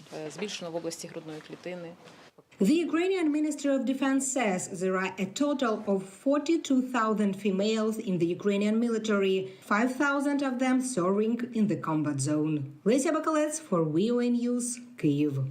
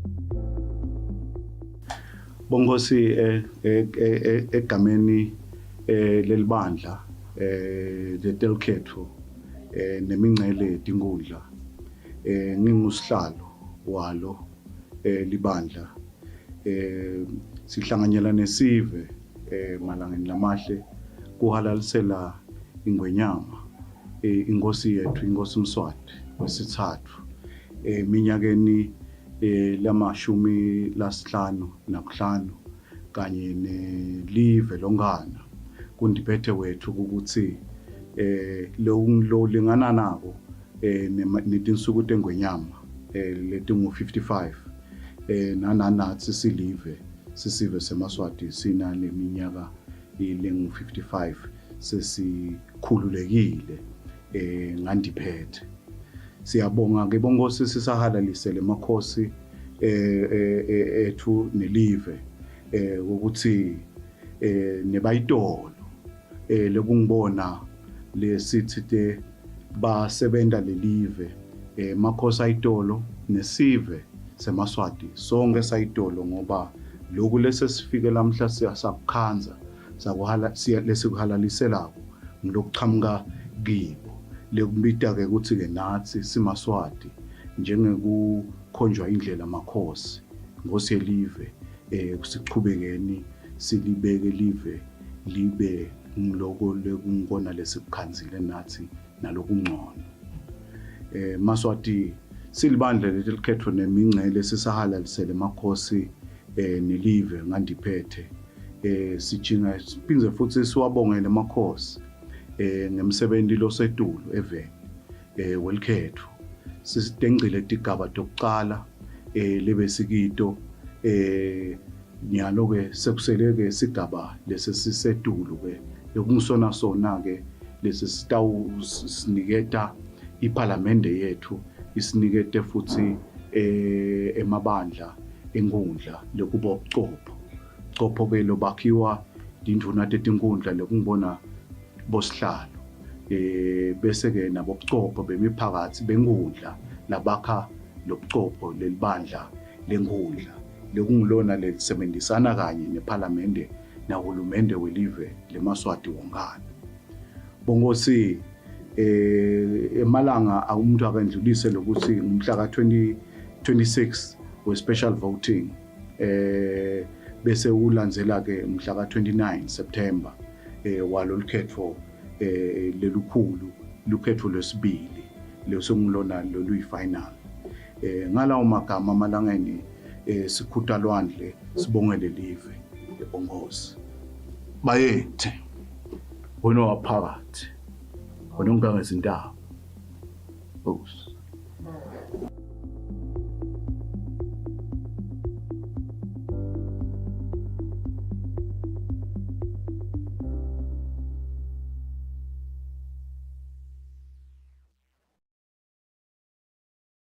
ngeke ngikuvotele bese unginiketa 200 emalangeni hayi ngeke akungelula liphalishe iqiniso siyalifuna kepha kube kuyangami ngabe sawukhetha nababantu labatawuletha ushintsho balethe inguquko umuntu lotawuthi bantu labasha mango wakithi manifuna kuphila manifuna liphalishe nakule kufunani kweni hayi ukuthi umuntu utasinika liphalishe utasinika mase kangenile sitawusala sibe yini ezehle ushaya yona wena sibamvu labasha mhla ka29 asambeni siyowucedzela nakule sakucala siphume ngetinkhani siphelele simake sure ukuthi siyavota umango wonke sambeni kuma secondary elections sikhethe nangumuntu wenhlitiyo yethu masingakhetha kahle singabe singcobile mngani hayi laba sinike amapalishi bani labatasifundisa ukuthi lipalishi ulakanje njani uqisile mngani yemngani amasambe nkosiyami nayi nale khumbi yasemphakathi seyifikile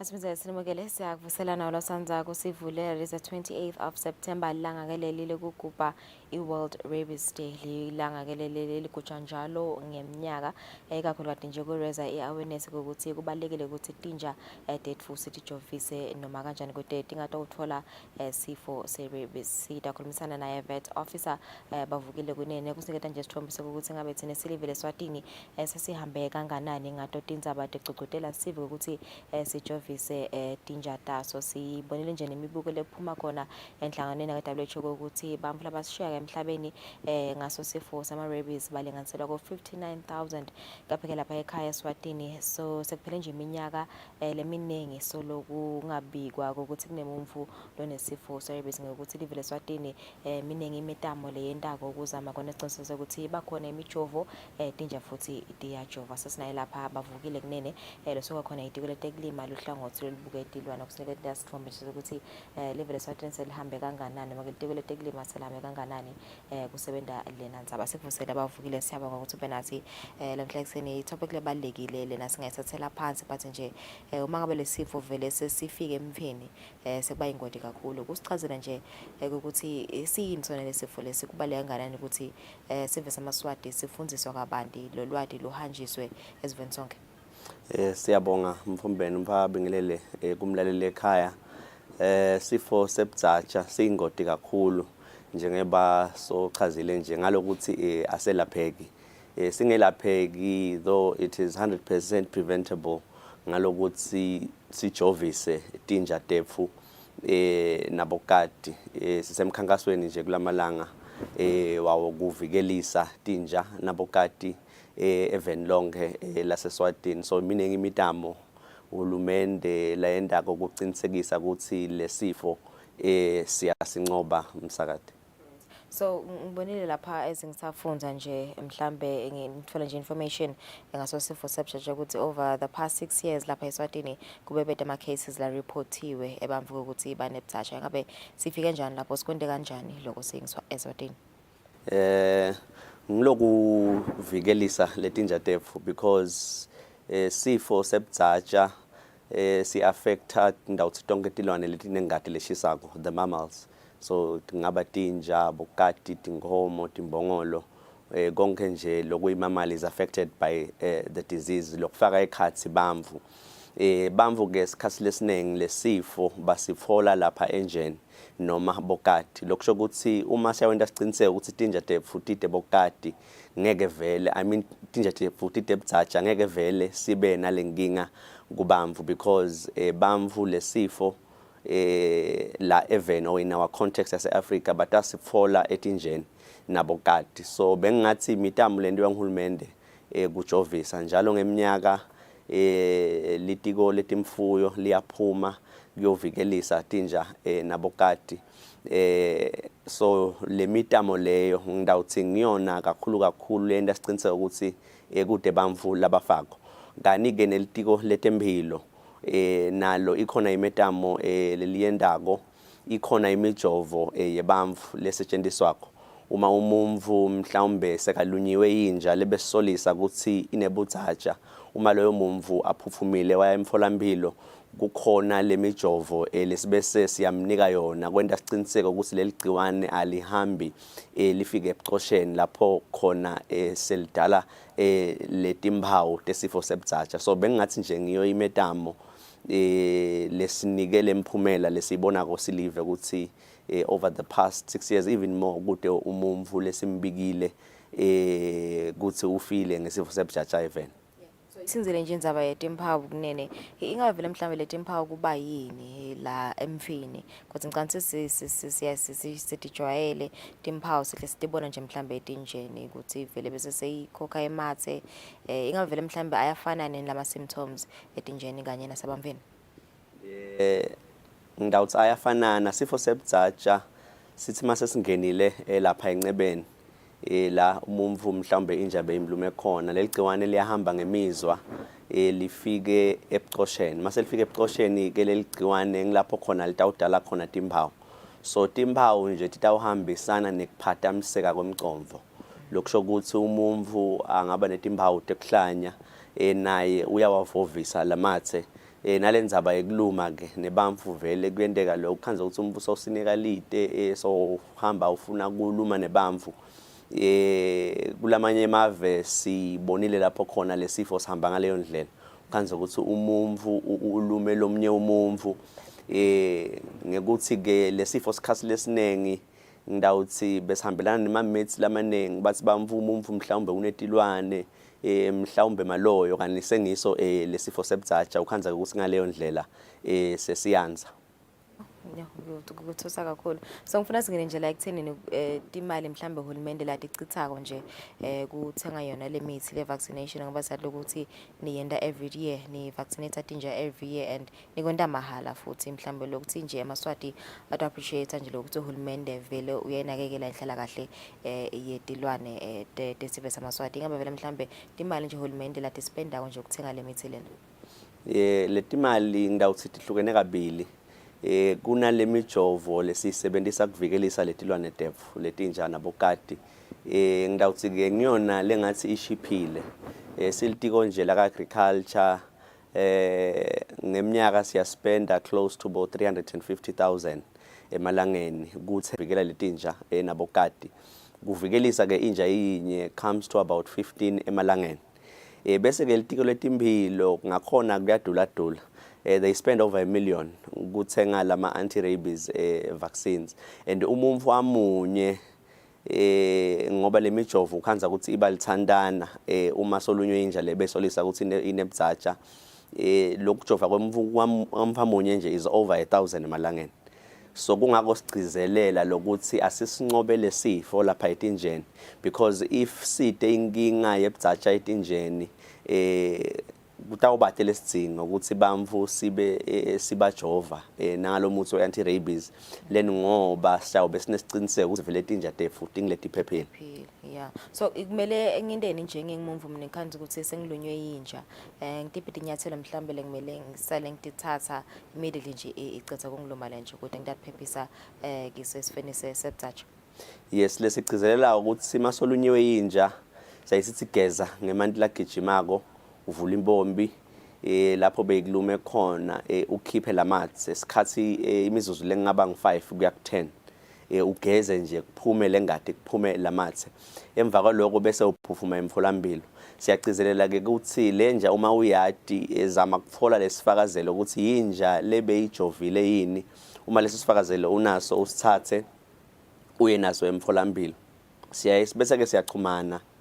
nemtholampilo silitiko letekulima ukuthi siyilandzelele leyo njalo esekulumile kwenda siqiniseka ukuthi vele ngabe iphile kanganani nekuthi mhlawumbe lesifakazelo ngidawuthi si authentic yini siliqiniso yini kuze ukuthi uma sithi mhlawumbe ungajovi lokho sikusho ngesibinzi knowing ukuthi lenja vele akusiyo lebenga sendela lobungoti ukuthi loyo mumvu seyimthelele ligciwane lebudzatsha okay so imibiko nje njengoba ngivetele ukuthi yaveta ukuthi approximately bamfu labashiya emhlabeni mhlaba wonke ngeminyaka balinganiselwa ku 59,000 ingabe ngimaphi mhlambe lamave noma ke nasingabuka ngema continents la affected kakhulu nje ngalesifo lesi livekati lase Africa nelase Asia ngidawuthi nje lesifo sebudzatsha uma ubuka ema sustainable development goals it is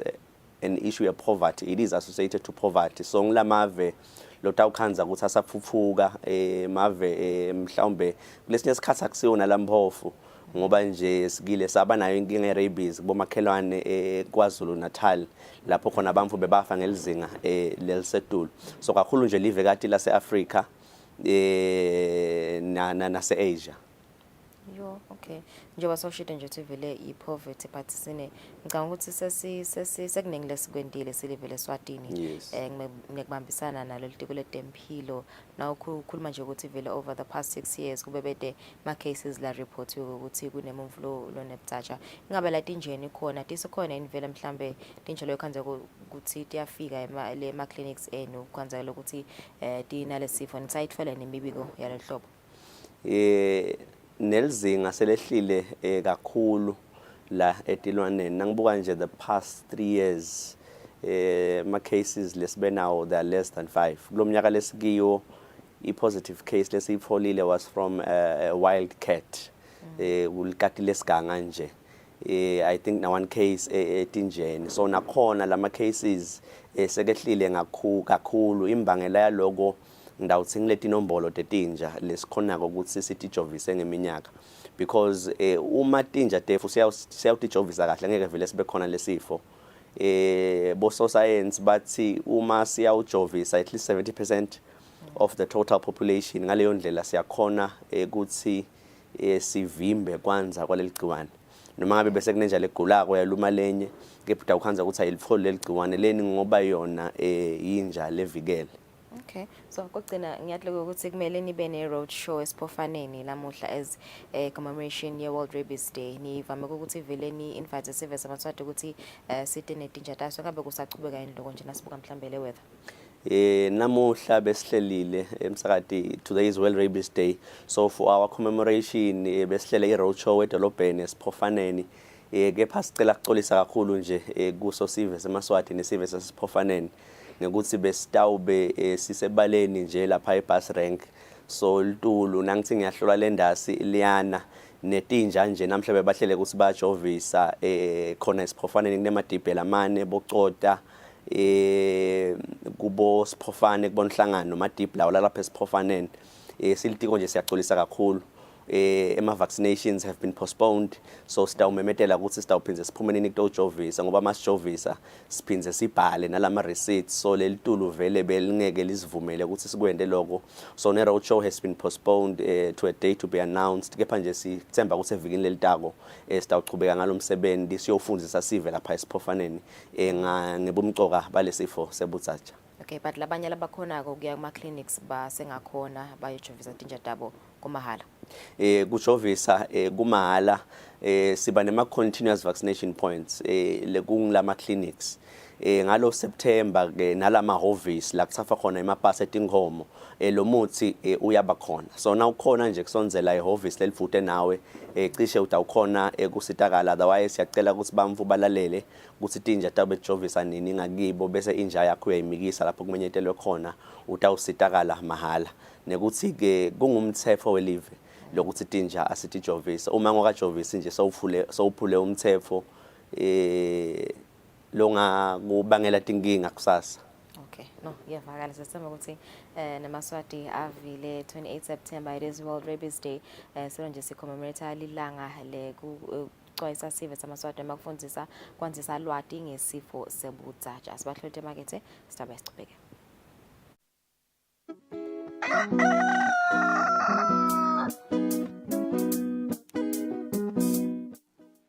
Umsakato wetithombe Eswatini TV ehlangothini lebetindzaba umengemumo ngalesihlanu mhla tinge-27 kulesetu kusaselitalo umsakato titabe titsacitsisaka kutototine tifundza telive leSwatini totonke tikhungo tekuvotela tikuletsela konke lokutabe kwenteka elikhethweni elikhulu. Kanti-ke indzaba itabe icale mhla tinge-26 kulesetulu esigabeni la kutabe kuvota khona labo labaniketwe imvumo yekuvota esigabeni lesithi special voting. Kusukela ngesimbi yesikhombisa ekseni kude kuphume yona imiphumela, libandla letindzaba litawube lifake likhala phansi licubungula biya nato tinjengobe tinjalo likulethela bukhoma kumabonakudze wakho nasetinkundleni tekuchumana. Leti tindzaba telukhetfo lolukhulu lwa 2023 singete sasala nakwakhiwa live lethu.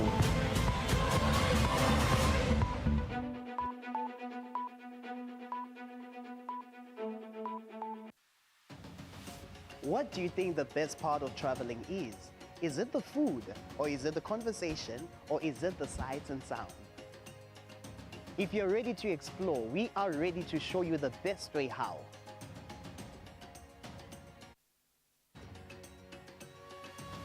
We'll give you access to the best luxury getaway sites in the Kingdom of Eswatini, and of course show you vacation sites that suit your budget, because you do not need a lot of money to actually have a great time. Join us on the next adventure on Buhle Bethu, only on Eswatini TV.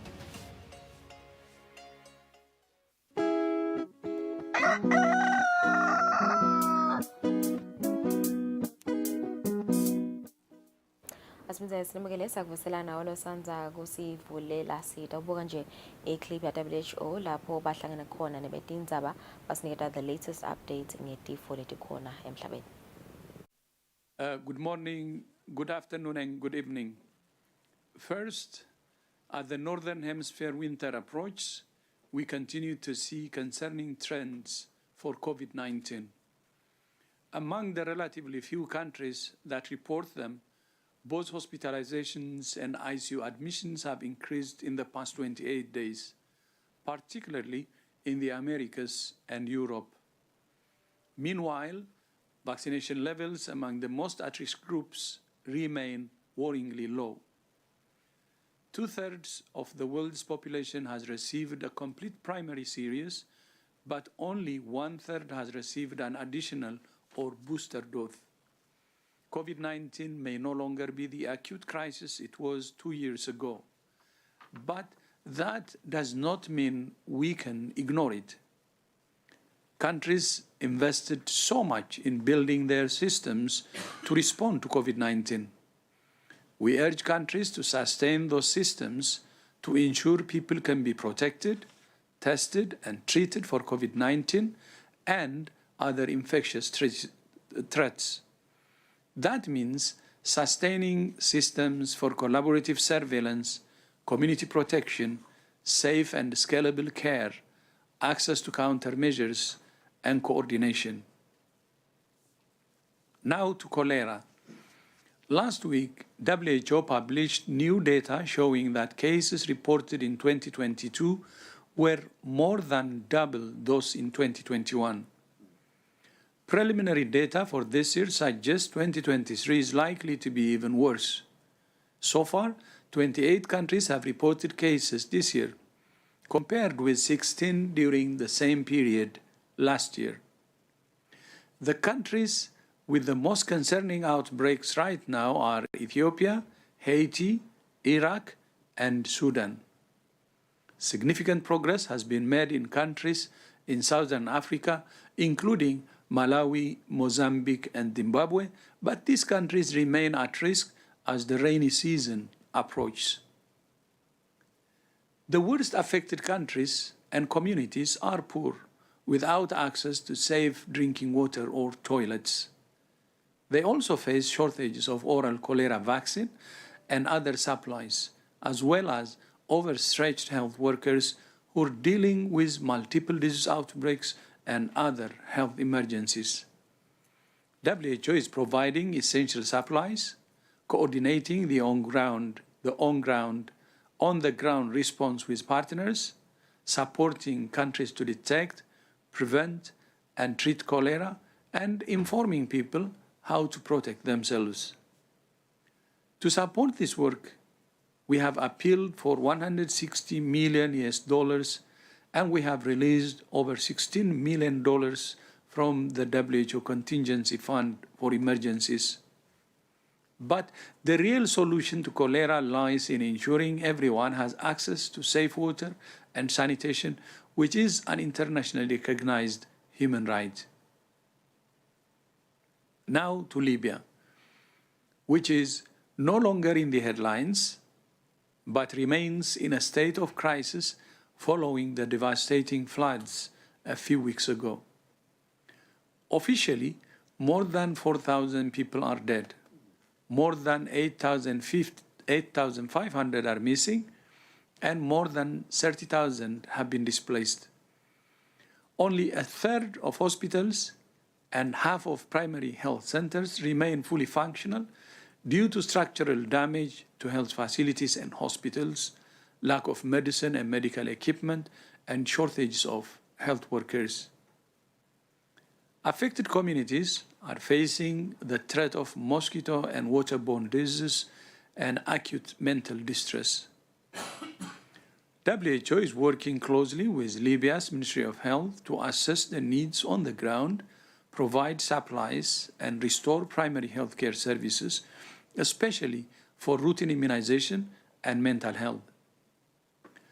To support this work, we have appealed for $11 million and released $2.3 million from the Contingency Fund for Emergencies. Now to the United Nations General Assembly in New York last week, where world leaders gathered for a record 3 high-level meetings dedicated to health issues. At each, they approved political declarations containing strong commitments. At the first meeting on pandemic prevention, preparedness and response, they committed to conclude negotiations on the Pandemic Accord and amendments to the international health regulations by May next year. To ensure equitable access to vaccines and other medical countermeasures, to address mis- and disinformation, to strengthen the global health workforce, to invest in strengthening WHO, and more. The second high-level meeting was on universal health coverage, which all countries have committed to achieving by 2030 in the Sustainable Development Goals. In the lead up to the meeting, WHO and the World Bank published new data showing that half the world's population are not fully covered by essential health services, and that 2 billion people face financial hardship due to out-of-pocket health spending, including 1.3 billion. Ngosi beku ngibo benhlangano yakamhlaba lebuke tempilo basichazela kabaningi ukuthi sesihambe kangakanani in terms of health coverage globally. Kuyabonakalisa ukuthi sesihambe sigabele sithi kodwa siningi lesasele tindzaba labasatsebenza kwesikhathi sanyalo sidanishiya siyathemba lungelela ukuthi sitawubabona sesibabona kusasa empeleni emsebenzi lo mkhulu yesikhombisa ekseni nasisakata live lukhetho olukhulu secondary elections. We'll see you tomorrow at 7 a.m. Ngizale kahle.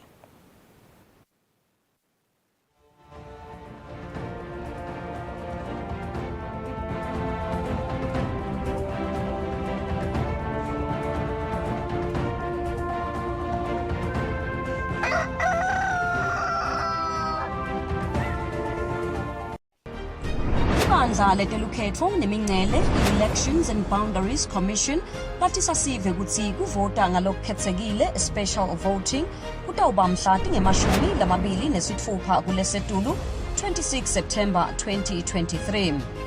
Kanti lukhetho lolukhulu lona lutawubanjwa mhla tingemashumi lamabili nemfica kulesetulu 29 September 2023.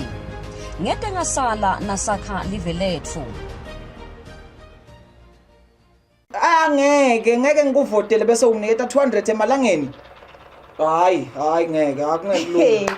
Liphalishe iqiniso siyalifuna kepha kube kuyangami ngabe sitawukhetha nabantu labatawuletha lushinjo balethe inguquko umuntu lotawuthi bantu labasha mango wakithi manifuna kuphila manifuna liphalishe naku lekufuna kwenye hayi ukuthi umuntu utasinika liphalishe utasinika mase kangenile sitawusala sibe yini Ezehle ushaya yona wena sibamvu labasha mhla ka29 asambeni siyawucedzela naku lesakucala siphume ngetinkhani siphelele si make sure ukuthi siyavota umango wonke sambeni kuma secondary elections sikhethe nangumuntu wenhlitiyo yethu masingakhetha kahle singabe singcobile mngani hayi la basinike amapalishi bani labatasifundzisa ukuthi lipalishi ulakanje kanjani uqasile mngani yemngani amasambe nkosiyami nayi nale khumbi yasemphakathi seyifikile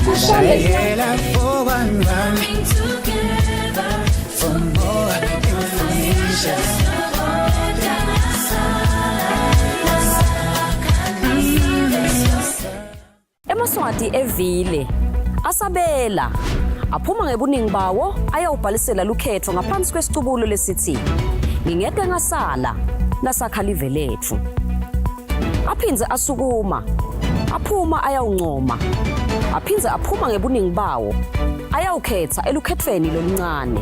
Umsakato wetithombe Eswatini TV ehlangothini lebetindzaba umengemumo Alesihlanu mhla tingemashumi lamabili nemfica kulesetu saselita lo msakato tabe titsacitsisaka kutototine tifundza telive leSwatini totonke tikhungo tekuvotela tikuletsela konke lokutabe kwendeka elikhethweni elikhulu kanti indzaba itabe icale mhla tingemashumi lamabili nesithupha kulesetulu esigabeni lakutabe kuvota khona labo labaniketwe imvumo yekuvota esigabeni lesithi special voting. Titfole tisashisa kumabona kudze wakho nasetinkundleni tekuchumana kulabanye kutawuba injabulo yodva kanti kulabanye kutawuba lusizi ngumgico nje tinkundleni indzaba lenkulu unati titulo letikunayo indlu yabayesikhulu inkundla ngayinye kubheka ukuthi ikhiphe litfungo libe lunye lolutayimelela kulendlu lifake isandla ekuthuthukiseni umnotho walelive tinkundla kubheka ukuthi tikhiphe netinduna tetinkundla letingamashumi nemfica nabobucopho labangemakhulu lamathatu ne36 baningi labamenyiwe kepha-ke bancane kuphela labadzingekile kulendlu.